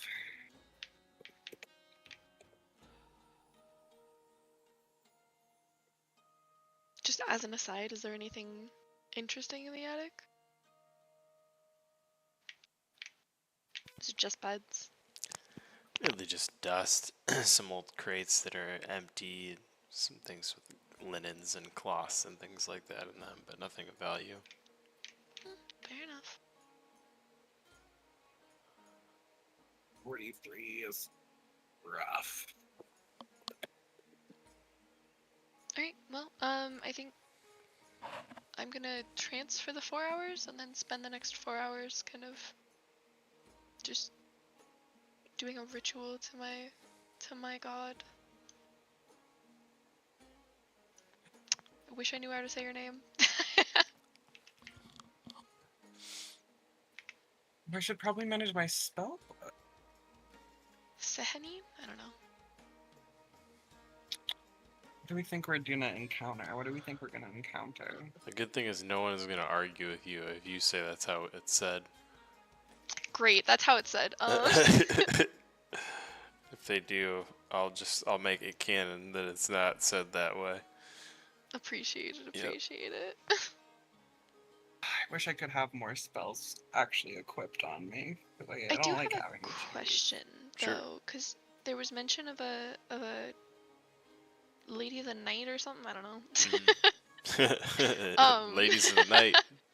It's a scary, Ew, anyway, it's a scary premise in Barovia. They're but definitely vampires.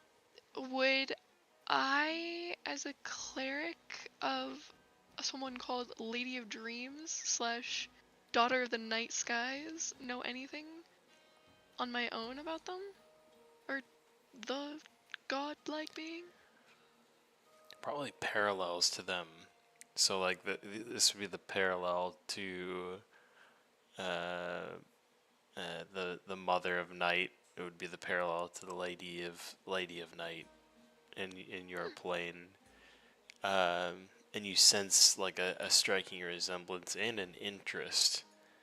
Also knowing that they're sort of maybe not acting in defiance of Strahd, but definitely threats to or enemies of Strahd,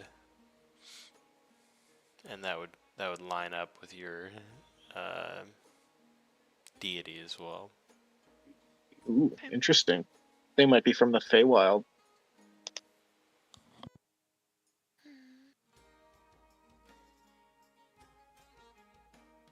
Yeah, I think I'll spend the additional 4 hours, assuming anyone actually needs the full 8 hours. I don't really remember what all of our races are. But if they do, then I'd spend the other 4 hours trying to commune with my god. Just to, I don't know, seek blessings.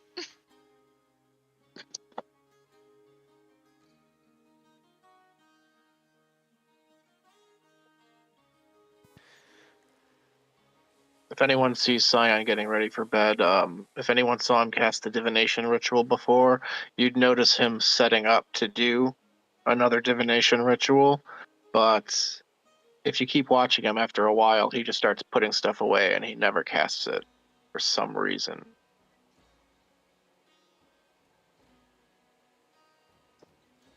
Avathor's he's gonna pilfer some liquor from Van Richten, um, for a little bit, specifically rum, and then for most of the time he is going to try to channel whatever mana he has.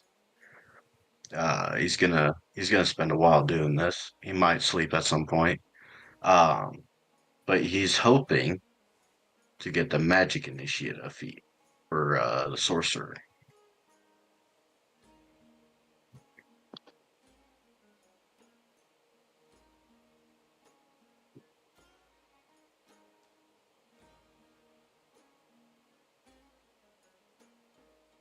Um, If anyone does see him, he's just concentrating really hard. Epic's also going to mention everybody too. If we ever need to transport anything, or if we have like any party resources or whatever, any large objects that need to be uh, transported along our journeys, I can take those and store them in my lamp. The only limitation is I can only go into and leave it once per day. So if you needed access to it quickly, I wouldn't be able to necessarily always get it right away. But it's an extra dimensional space, much larger than like a bag of holding. But the limitation is that I can only go into and exit it once per day. And I can't do that with like party members and stuff. At least not yet. Not till level 11 Warlock. Excuse me. But yeah, if we have to transport anything or if there's any large objects or anything that can be carried throughout our journeys, I can take them in there and store them in there. Mordenkainen will work with you for the remainder of the rest as well, Avathor, as you're doing that. He notices and Yep. takes interest in what you're doing. Sort of starts to lend pointers, becomes an instructor of sorts. Yeseni, you feel controlled. However, you feel distant from your deity, distant from Saheni's voice. And you lack a precise purpose. You feel almost emotionally locked. You can't look within and draw it out of yourself like you normally can. You want to know what breaks this state you're currently in, what breaks this winterish cold that's washed over you. And then the voice of Saheni comes to you. You realize that what she's saying is you must refuse to abandon someone, to reverse this abandonment you feel towards those you lost on the battlefield. And you must confront what lies ahead, meaning what lies ahead at Yester Hill.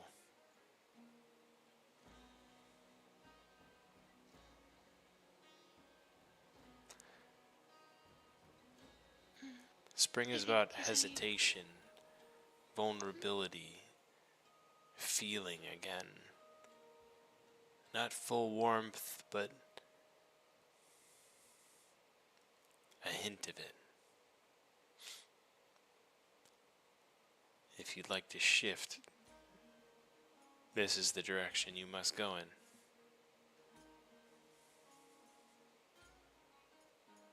I think she probably just clutches her amulet, signifying her deity, and resolves herself to follow her words.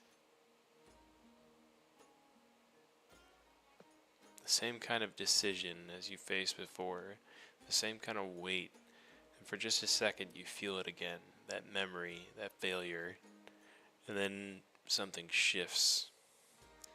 The cold doesn't vanish, but it softens for a moment, just enough to let you know something else is there. Something else is possible. Your breath is visible, but it fades in front of you. Your eyes also seem less distant to those around you, softer.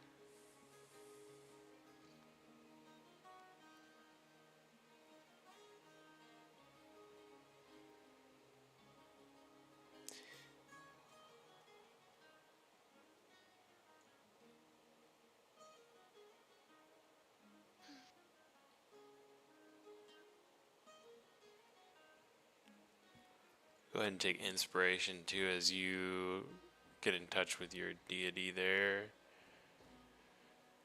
Let's see. Is that how I do that? I don't know if that's how I do that. Oh no. Let's see.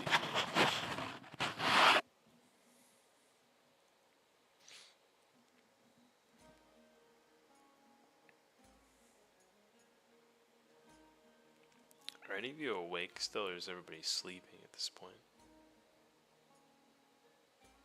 How far into the night is it? Probably about 4 hours. Then yeah, I'm awake. Yeah, I would say Avatar is still awake, trying to grasp his mana, but he's probably gonna go to sleep within an hour or two. Okay, we'll go. Then I would probably only sleep for 4 hours. I don't. Probably like she fell asleep an hour ago, so she's like just be asleep for like 3 more hours. By asleep, I mean she's definitely just like tranced out. It's not full sleeping right now. Augustus is awake because he doesn't sleep, but he's like guarding the lamp up in the rafters. But Epic is asleep inside. Inside the lamp. Yeah.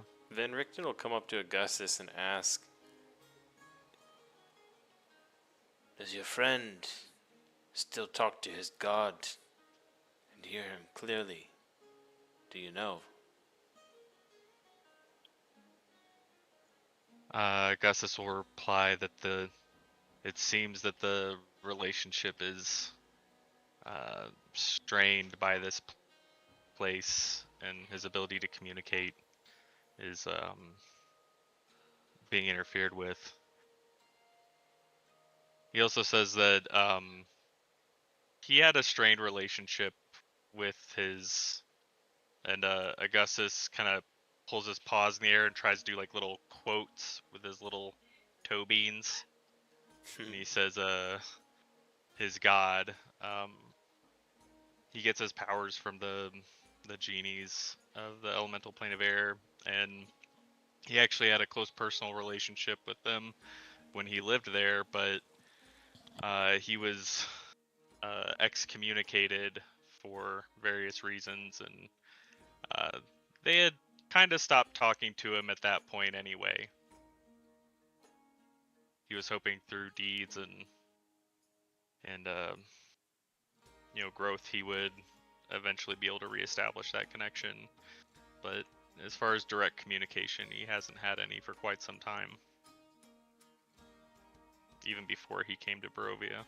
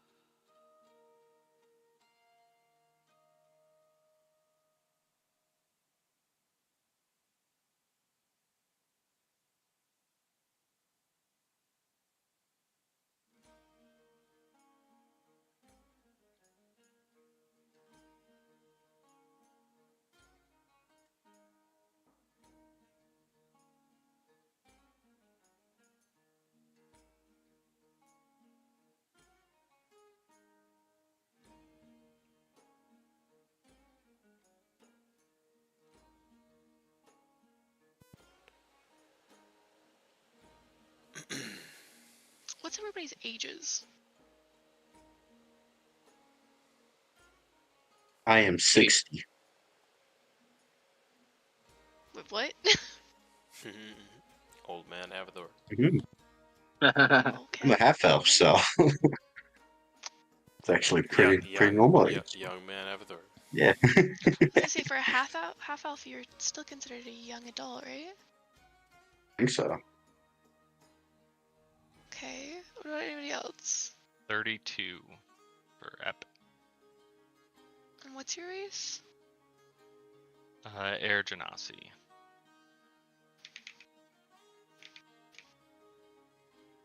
Zion's a tiefling. He's in his upper 30s, mid 30s.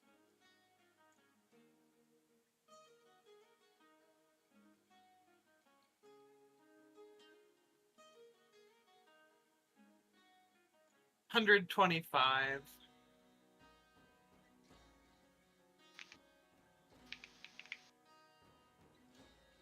give or take. I've never actually thought too hard about her age. Okay.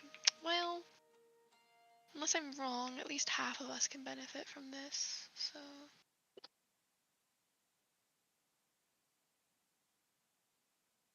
Oh.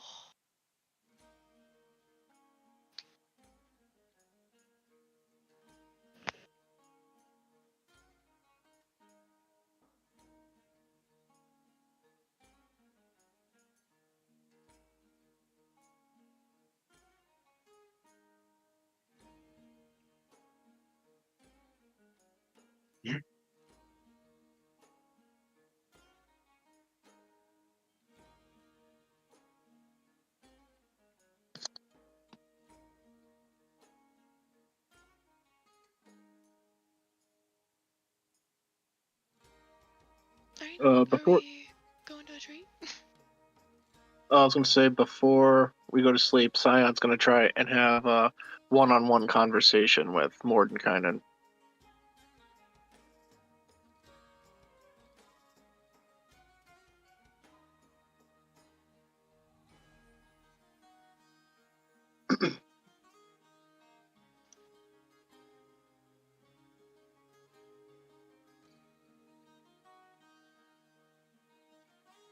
Looks actively busy with Avathor, but not like completely undistractable at the moment.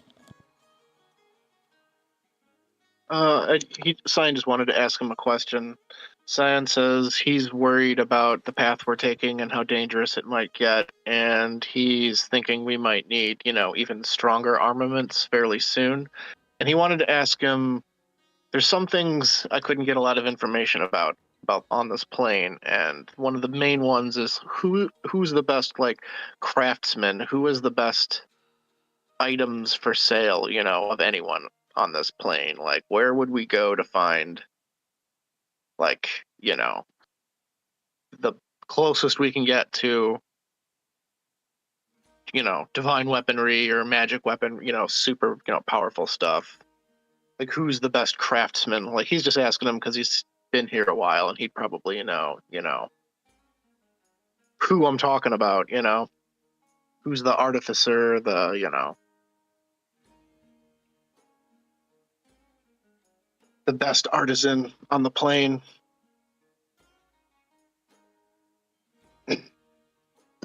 Where could the party go to get,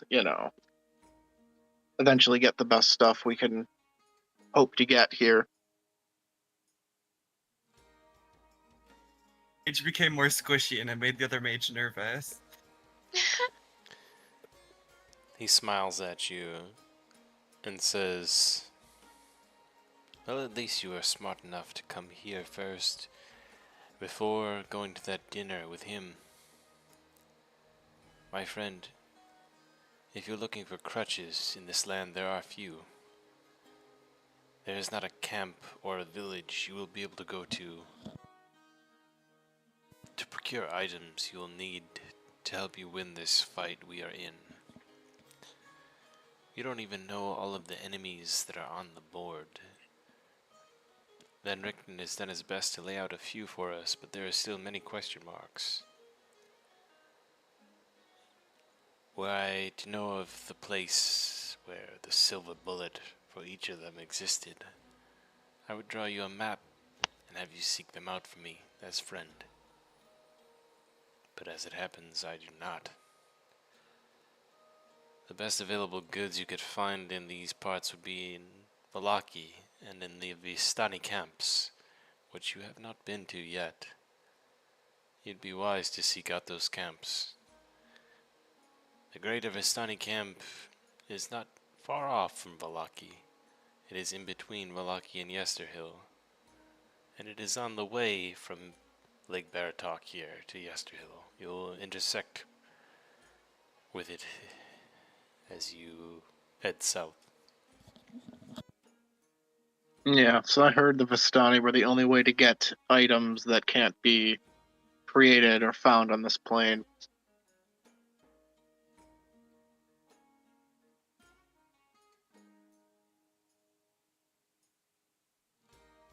Sion will thank him for his time and, go back to bed. one thing I did want to add is I have Gentle Repose just as a default. So if you don't want to use one of your spots for that, you don't. Oh, I'm not. I use it as a ritual. I'm a ritual caster. Okay. Cool.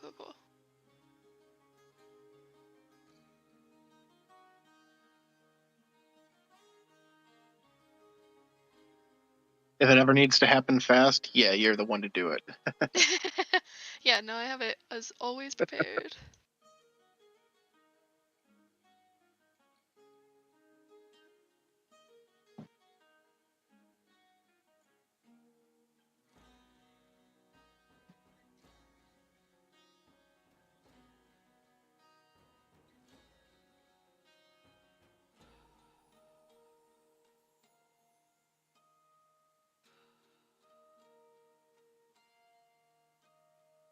Okay, so are we going to a tree or?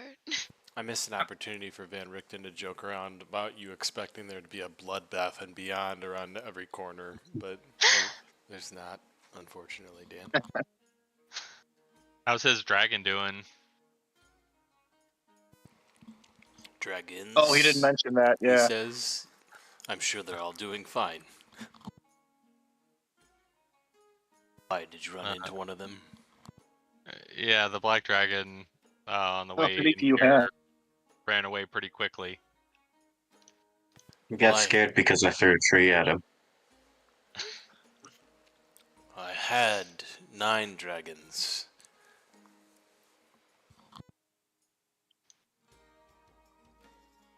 Crazy. Well, it's a good thing we didn't run into all 9. That would have had to been 9 trees. Some of them have fled, and I have not seen them for many years.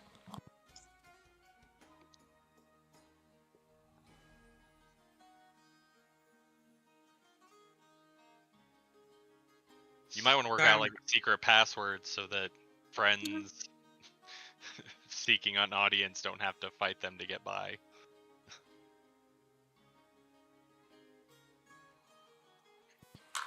On the contrary, I meant to test you, and you passed my test. That is why you've gained an audience. What's up with the Good to know. painting? What's up with the? I gotta ask about the painting. What's going on? He is always watching through those paintings you see dispersed throughout these lands. I point the It's not mirrors. important. I want him to think that he has an eye here. The reflection allows me to direct him, to show him things sometimes, and show him others. Misdirection, if you will. It also serves as a trap and a method of detection. Those that are drawn to him cannot resist. Those that are already cursed by him will fall trap to walking amongst the mirrors.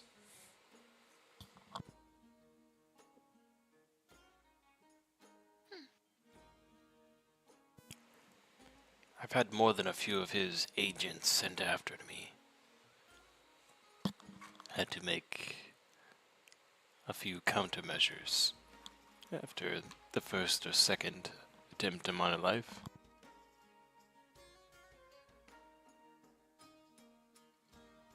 Fair enough.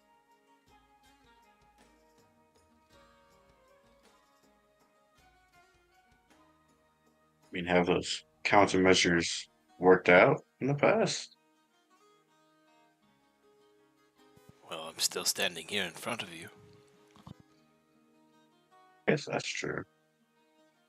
I guess they didn't have the right tools for getting past some of those traps.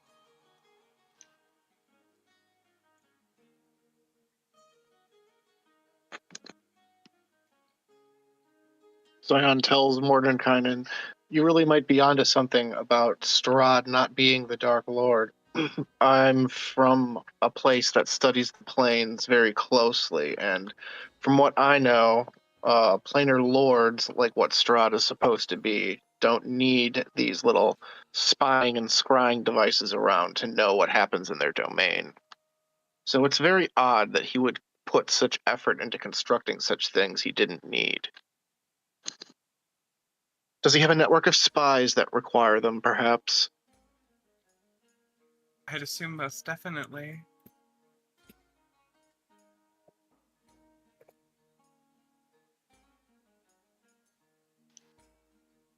The ravens. He uses the ravens. Yes, we've seen them watching us for weeks.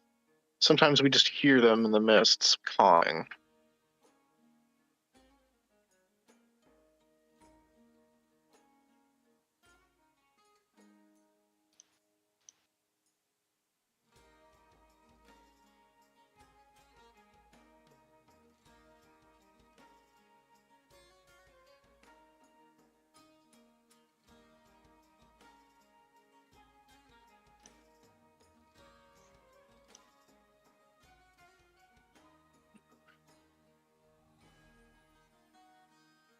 Dinar would talk to all the children or whatever, and whatever up until we'll leave for the tree, and she try to get a feel for how they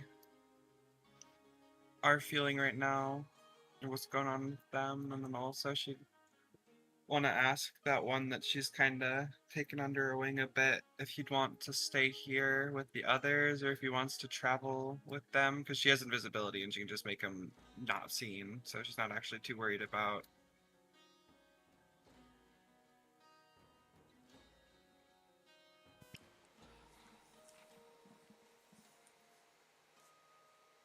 Scrunkly That. is pretty attached to you at this point.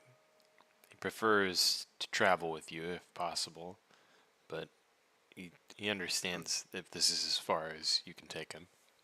No, she'll take him with.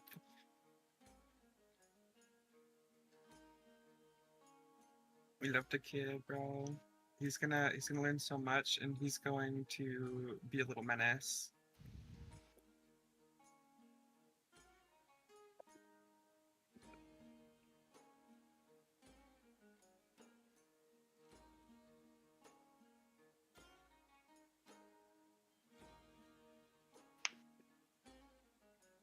After that, she'd finish up doing her hair, and then she'd just wait for the others with him until we all head out.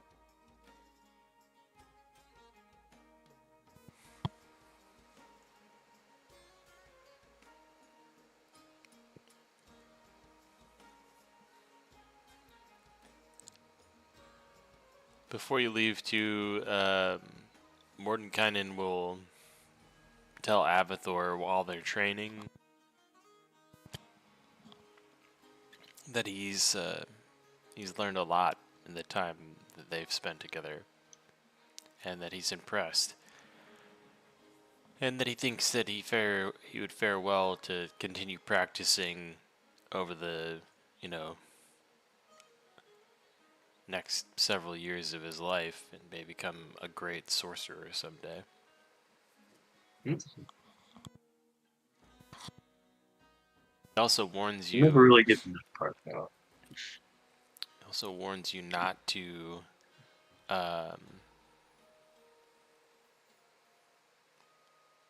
trust the Mardikovs too closely,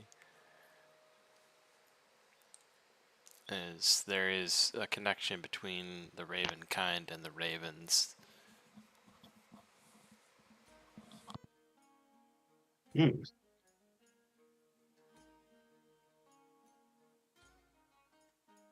Definitely keep that in mind.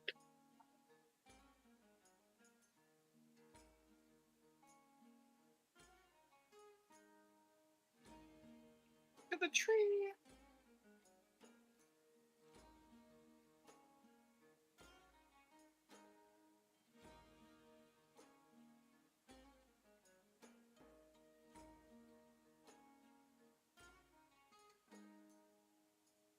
Alright, are we heading out then?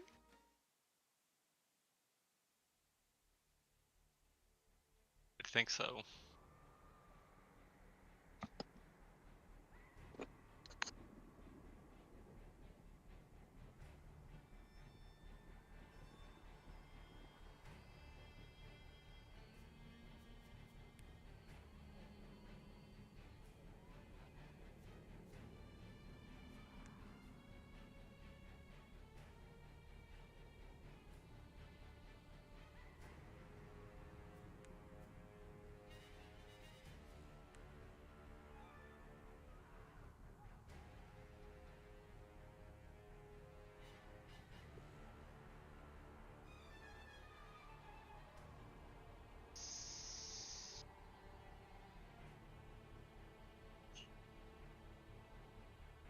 probably about a 4-hour journey south from here to Yesterhill.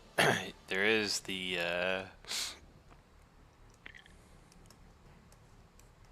Vistani camp on the way. If you'd like to stop there, you guys just let me know. If you're planning on passing right on through, I'll take us right to Yesterhill. You can always come back on the way back. Might be a good idea to take a look. I think the cleric could use some equipment as well. If you're looking for Some armor, equipment, perhaps. yeah, if you're looking for equipment, Van Richten did cite it as the best place to get weapons outside of Valaki. You've already seen what Valaki has to offer, so if you need to do any kind of armamenting before you head to Yesterhill, which would be advisable, I would do so. If not, you guys could proceed right on ahead, so we'll leave it to you guys. I mean, I did. that's a fair point. I probably might need to look at what I'm wearing. Scion asks Yaseni what kind of armor she would like to wear. Something a little less tattered. That's all I really care about. I mean, how heavy? Medium. Medium? Because I got these dragon scales, and I heard the Vistani can make some real nice stuff. So I'm thinking of having a suit of armor made out of these, and might as well tailor it for you.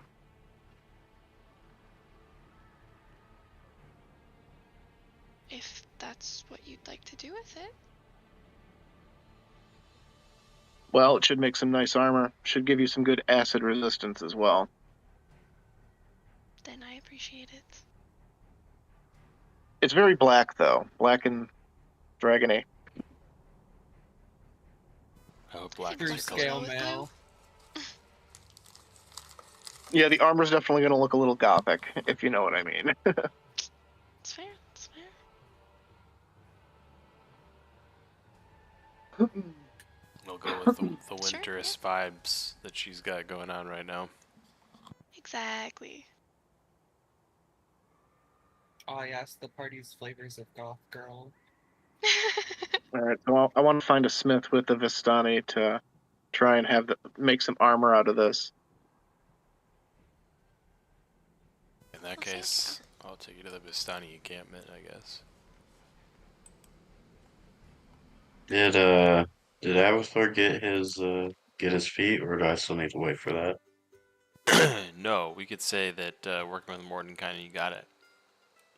Okay. In that case, I'm prepared to go to Yester. I'm good on gear. For now. Alright, well, if you don't want to go into the Vistani encampment, you let me know. I will not load your mini. If you do, I will load your mini by default. I'll go in. I shall go. Yeah, me too.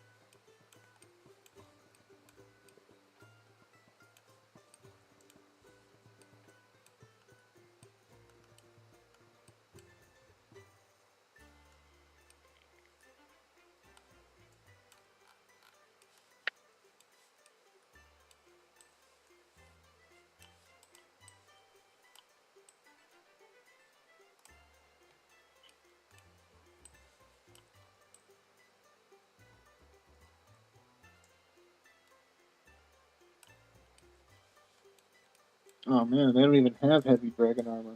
They didn't make any, you bastards.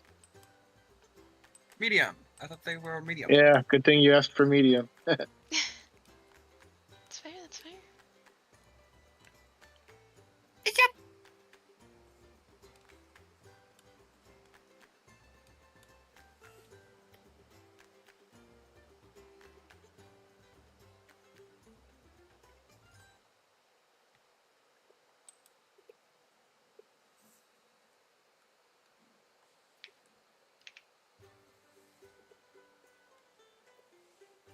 I like this little hop.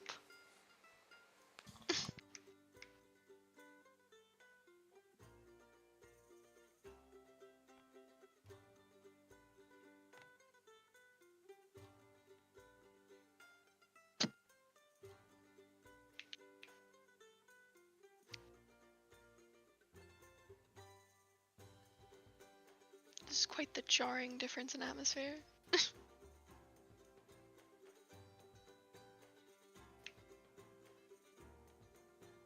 Yeah, not too bad here, is it? Vistani have Strahd's flavor favor. So they're a slight bit less depressed than the average Barovian. I see. They're the only ones who ever get to leave the plane, apparently.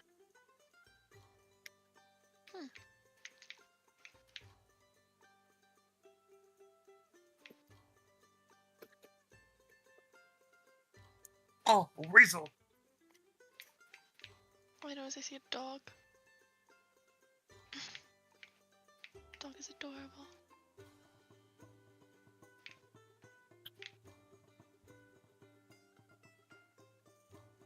Titties.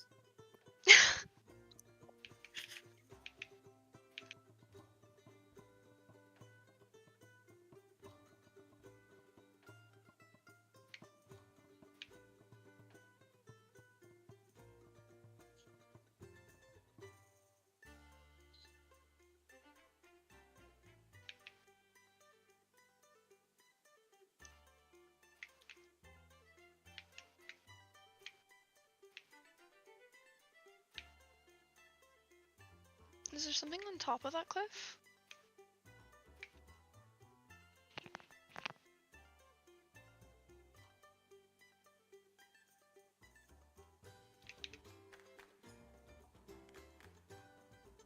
Looks like there's another 10 up there. Yeah, have you guys been up there? We've not been anywhere. Hmm. This is new to us. Yeah, this is different Okay. than the other camp we were in early in the campaign. Oh, okay. I thought you guys might have been here already. My bad. Alright. No, there's a smaller camp we went to earlier on.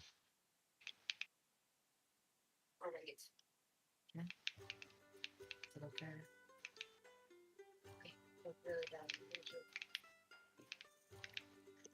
I think I found our armor guy. He's gonna be over there. Yep, should be over here.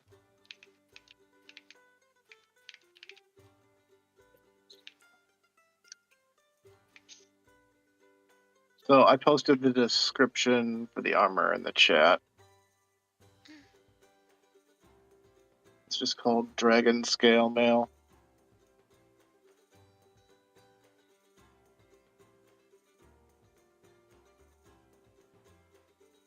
I'd also like to trade my +1 spear just for gold.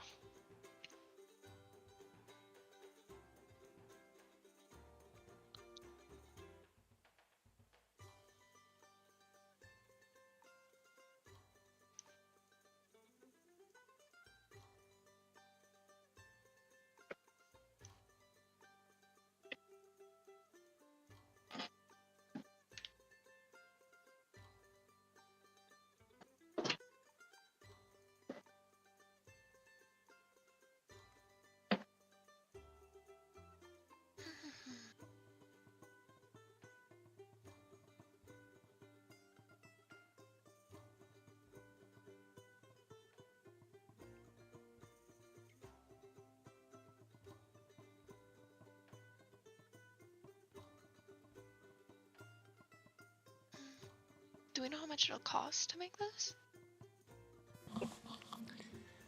Let's see. He says he needs a base for the armor.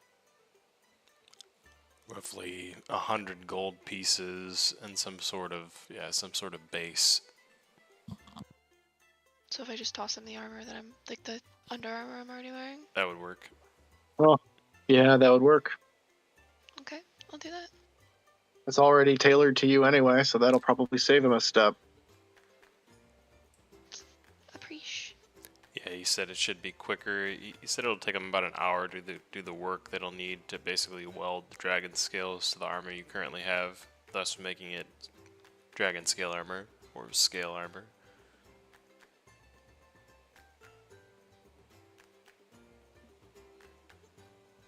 Do you know how to find items on Beyond? I'm figuring it out. Let me see Okay. if I can Let find me know it. if you need any help. Yeah. If I can't, I will absolutely. Because I don't want to Dragon waste a ton of scale time. mail should be a purple one. Okay, and this one's black? Yep. Okay.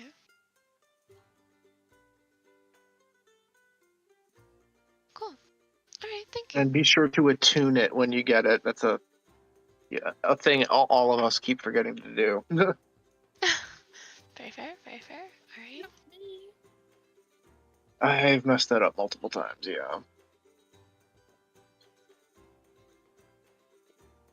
Anyway, should be a pretty good +1 armor, and the next time you're fighting dragons, you'll be glad you have that. Yeah, thank you. Cleric He, needs armor. Would he buy this extra +1 spear off me?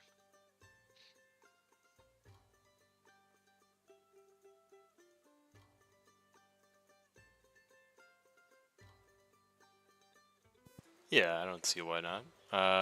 You can always use an extra +1 spear sitting around in the shop. He'd give you, I'll say, 250 gold pieces for that. Sweet. And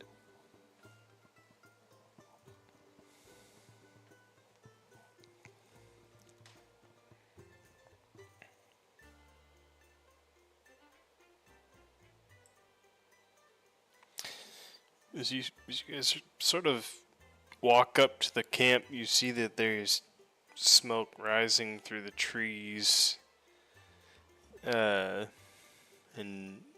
there's damp wood being cooked in fires and meat cooking everywhere.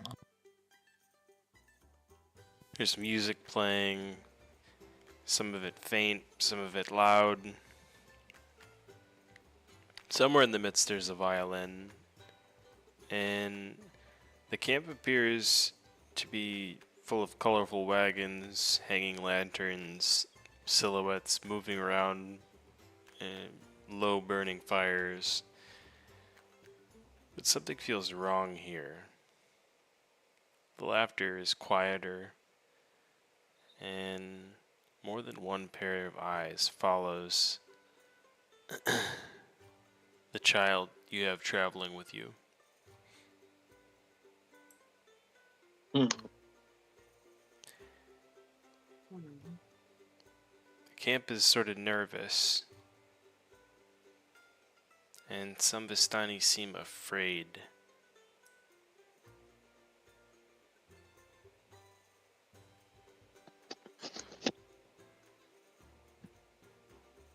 Wait. So Dianar is still taking the kid? We did tell her that they're contagious, right? Don't give a fuck. Are you serious? He wanted to come. Okay. I didn't know that's what was happening, but all right. I guess it's happening. Dinar, it's probably best if you and your child waits outside of the encampment. She would frown and she would leave. I was with the crowd just drinking and partying.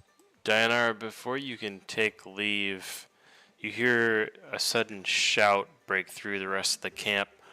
Move! Says a loud voice of a female in the distance. Something crashes down from the roof of a wagon. Leather coat, crossbow, steel. She lands hard in the mud between the campfires, already drawing a blade before fully standing. In front of you is Esmeralda de Avenir. She's young, but she carries herself like someone who's stopped expecting the world to be fair a long time ago. Dark curls spill loose around a face sharpened by travel, exhaustion, and stubbornness. One leg moves slightly different than the other when she shifts her weight. Not weakness, but practiced compensation. Her coat is layered with weapons, charms, silver, and enough hidden knives to make guessing pointless. Most striking of all is her expression, not fear but focus, the look of someone who enters every room expecting something inside it to try to kill her. Esmeralda points a silvered short sword towards you, and then towards the child, Dianara. How long since they started changing? Not long.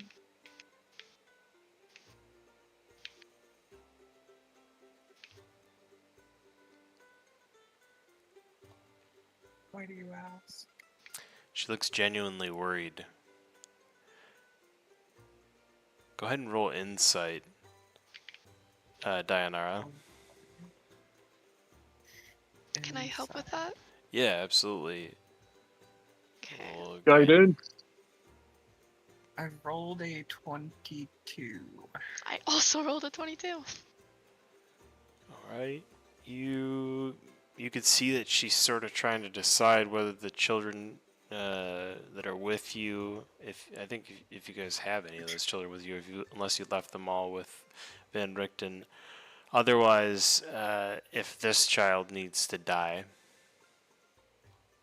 We left all except one. Dianara wouldn't leave the one that she adopted, I guess. Yeah, Whatever. so she's sort of deciding right now if the child needs to die. That is what you see. You could see she's sort of in the same sense that Van Richten was. I think Yesenia will step up.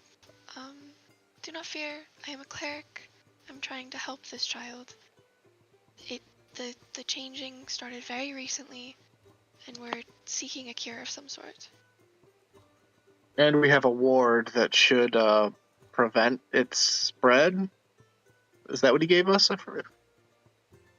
Van Richten gave us? Essentially. You found him? She says, surprised. Her posture tightens instantly at the name. Not anger or fear, but recognition. She exhales slowly as you confirm. He's located in a tower not far from here. Looks like a relief. Guessing you guys couldn't get to the top of the tower. She seems relieved to know that you found him. Good. That means he's still being careful.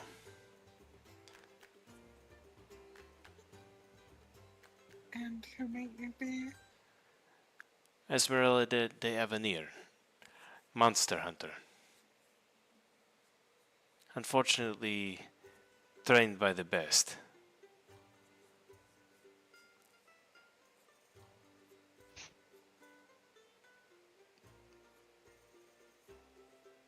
Well, we are a party of adventurers, and we are being put on the trail of some of the, well, worst monsters on the plane. I'm starting to feel that way.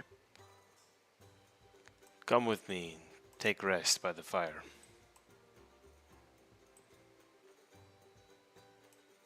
I'm sorry, real quick, before we leave, I need everybody to look at that adorable pug.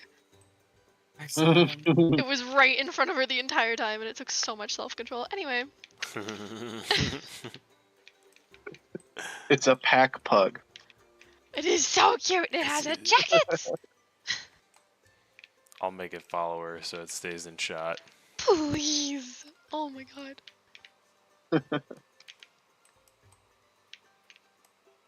Dianara seems a little hesitant.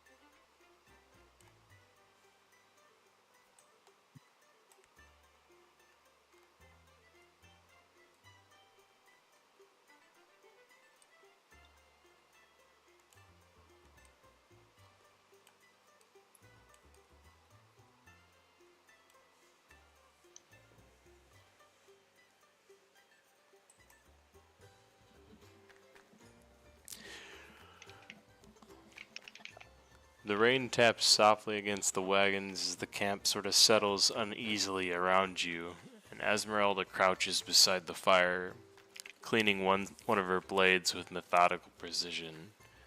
She hasn't fully relaxed since you guys have arrived.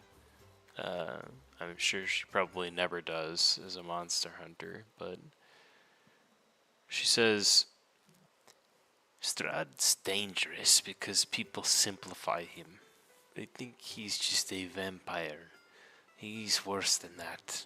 He's patient. Van Richten taught me how to survive monsters. He didn't teach me about surviving people.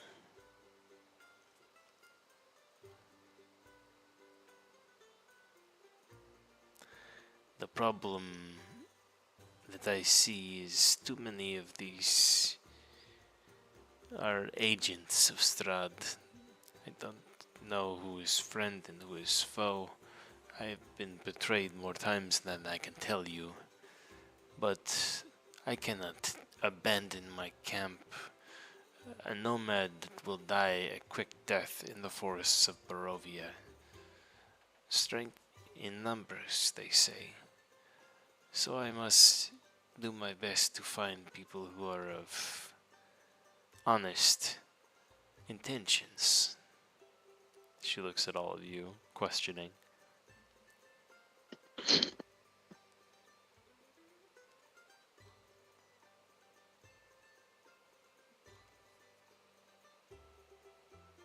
Oh, I like to think we're pretty honest in our dealings.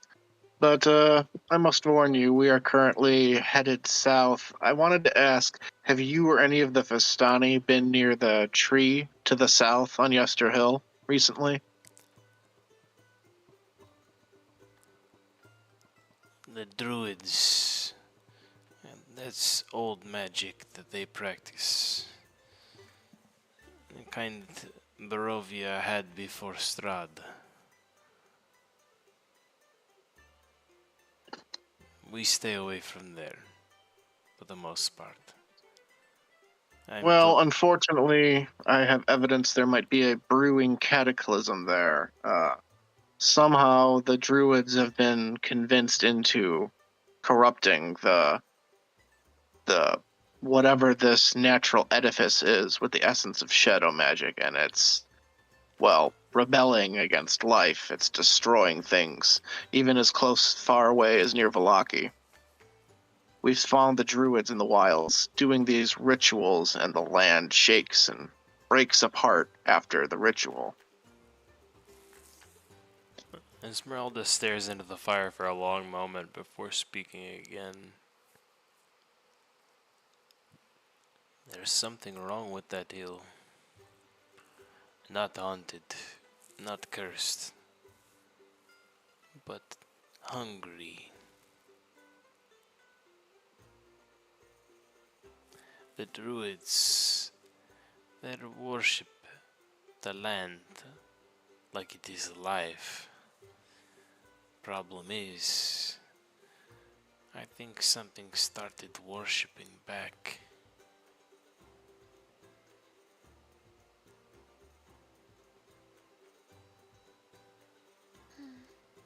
Well, that's disconcerting.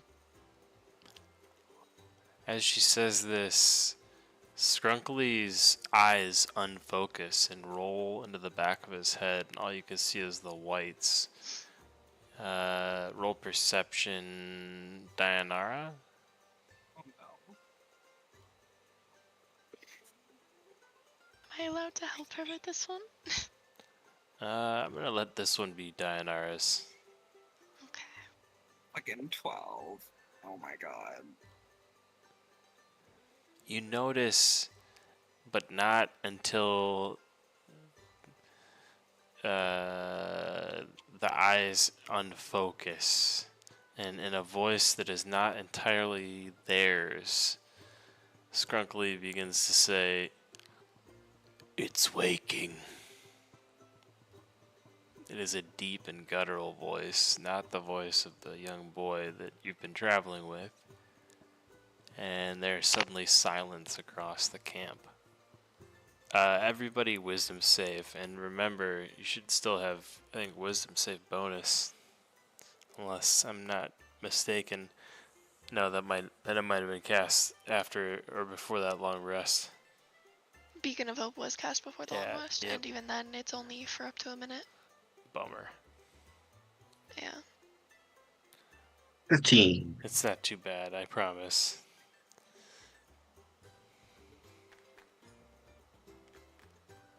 21.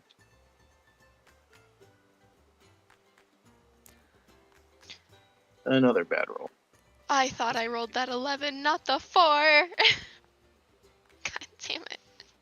Yeah, all the dice. Dude, multiple times my rolls have been interfered with by the other dice on the screen. Oh. Esmeralda reacts to the child saying that, saying, "That's new," and shrugging, curious. You feel a sudden wave of dread fall over you, and the vision of roots spreading underground appears to all of you in your heads. Esmeralda agrees to give you as many silver bolts or arrows as you need, as well as any anti-lycanthropy salve that you'd like for the affected children. She says can sometimes stay the effects after the child is bitten. And if it is applied immediately, like within the day of, it can sometimes stop the effects completely. But it's 50-50 in regards to that.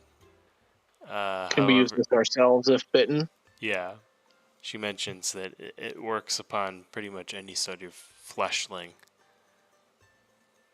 But the thing is that once applied, it's like I said, unless it's applied within the first day, even then it's sort of 50-50 whether the effects of lycanthropy are going to take hold or not.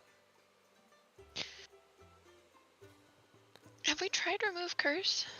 I don't know if anybody else has that, but I have, and he spent a lot in this session explaining how this is different than standard lycanthropy. it's completely In a lot of those fair. I books, still it was had talking hope. about how it's like it's not a curse, it's like a sickness that's spreading somehow That's fair. and being overridden by something else's like will or whatever, dominated maybe. Feel free to continue checking the boxes. The Yeah, boxes must be there's probably checked. more. Hey, at least I remembered most of it, so Yeah, that's impressive. Also, she gives information about Yesterhill approaches, meaning that there's multiple ways to sort of strategically approach Yesterhill. It is 100% a guarded sort of. You can think of the druids as a cult, and they're serious about their quote unquote religion, which is this tree. They all worship this tree, and you're not exactly sure as to what their intentions are outside of that, but the hill is protected as, you know, the most renowned treasure, as it houses the tree itself. At the top of the hill is this massive Gulthias tree, and Esmeralda offers that if you're heading towards the hill, uh, you know, she recommends heading around it and approaching the hill from the southern entrance, as she knows that their patrols are weakest there, and that at around the time that you'll get there, which is close to nightfall, even though it always seems like nightfall in Barovia, close to say 8 p.m., that they have some sort of large congregation and prayer on the north side of the hill.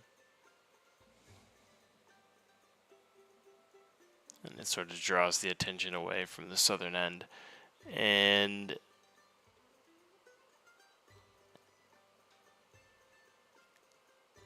she closes with,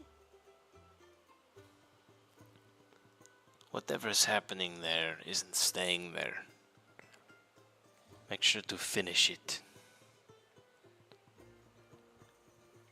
She says this last with like a sort of a reinforcement, but also an ominous warning of what's to come if you're not victorious in whatever you're going to do here at the hill. And she's recommending that whatever evil lies there be stamped out. So I suppose she's hoping that's probably not you that gets stamped out on the way there. Well, some of us are a certain kind of evil, but Whatever do you mean? I'll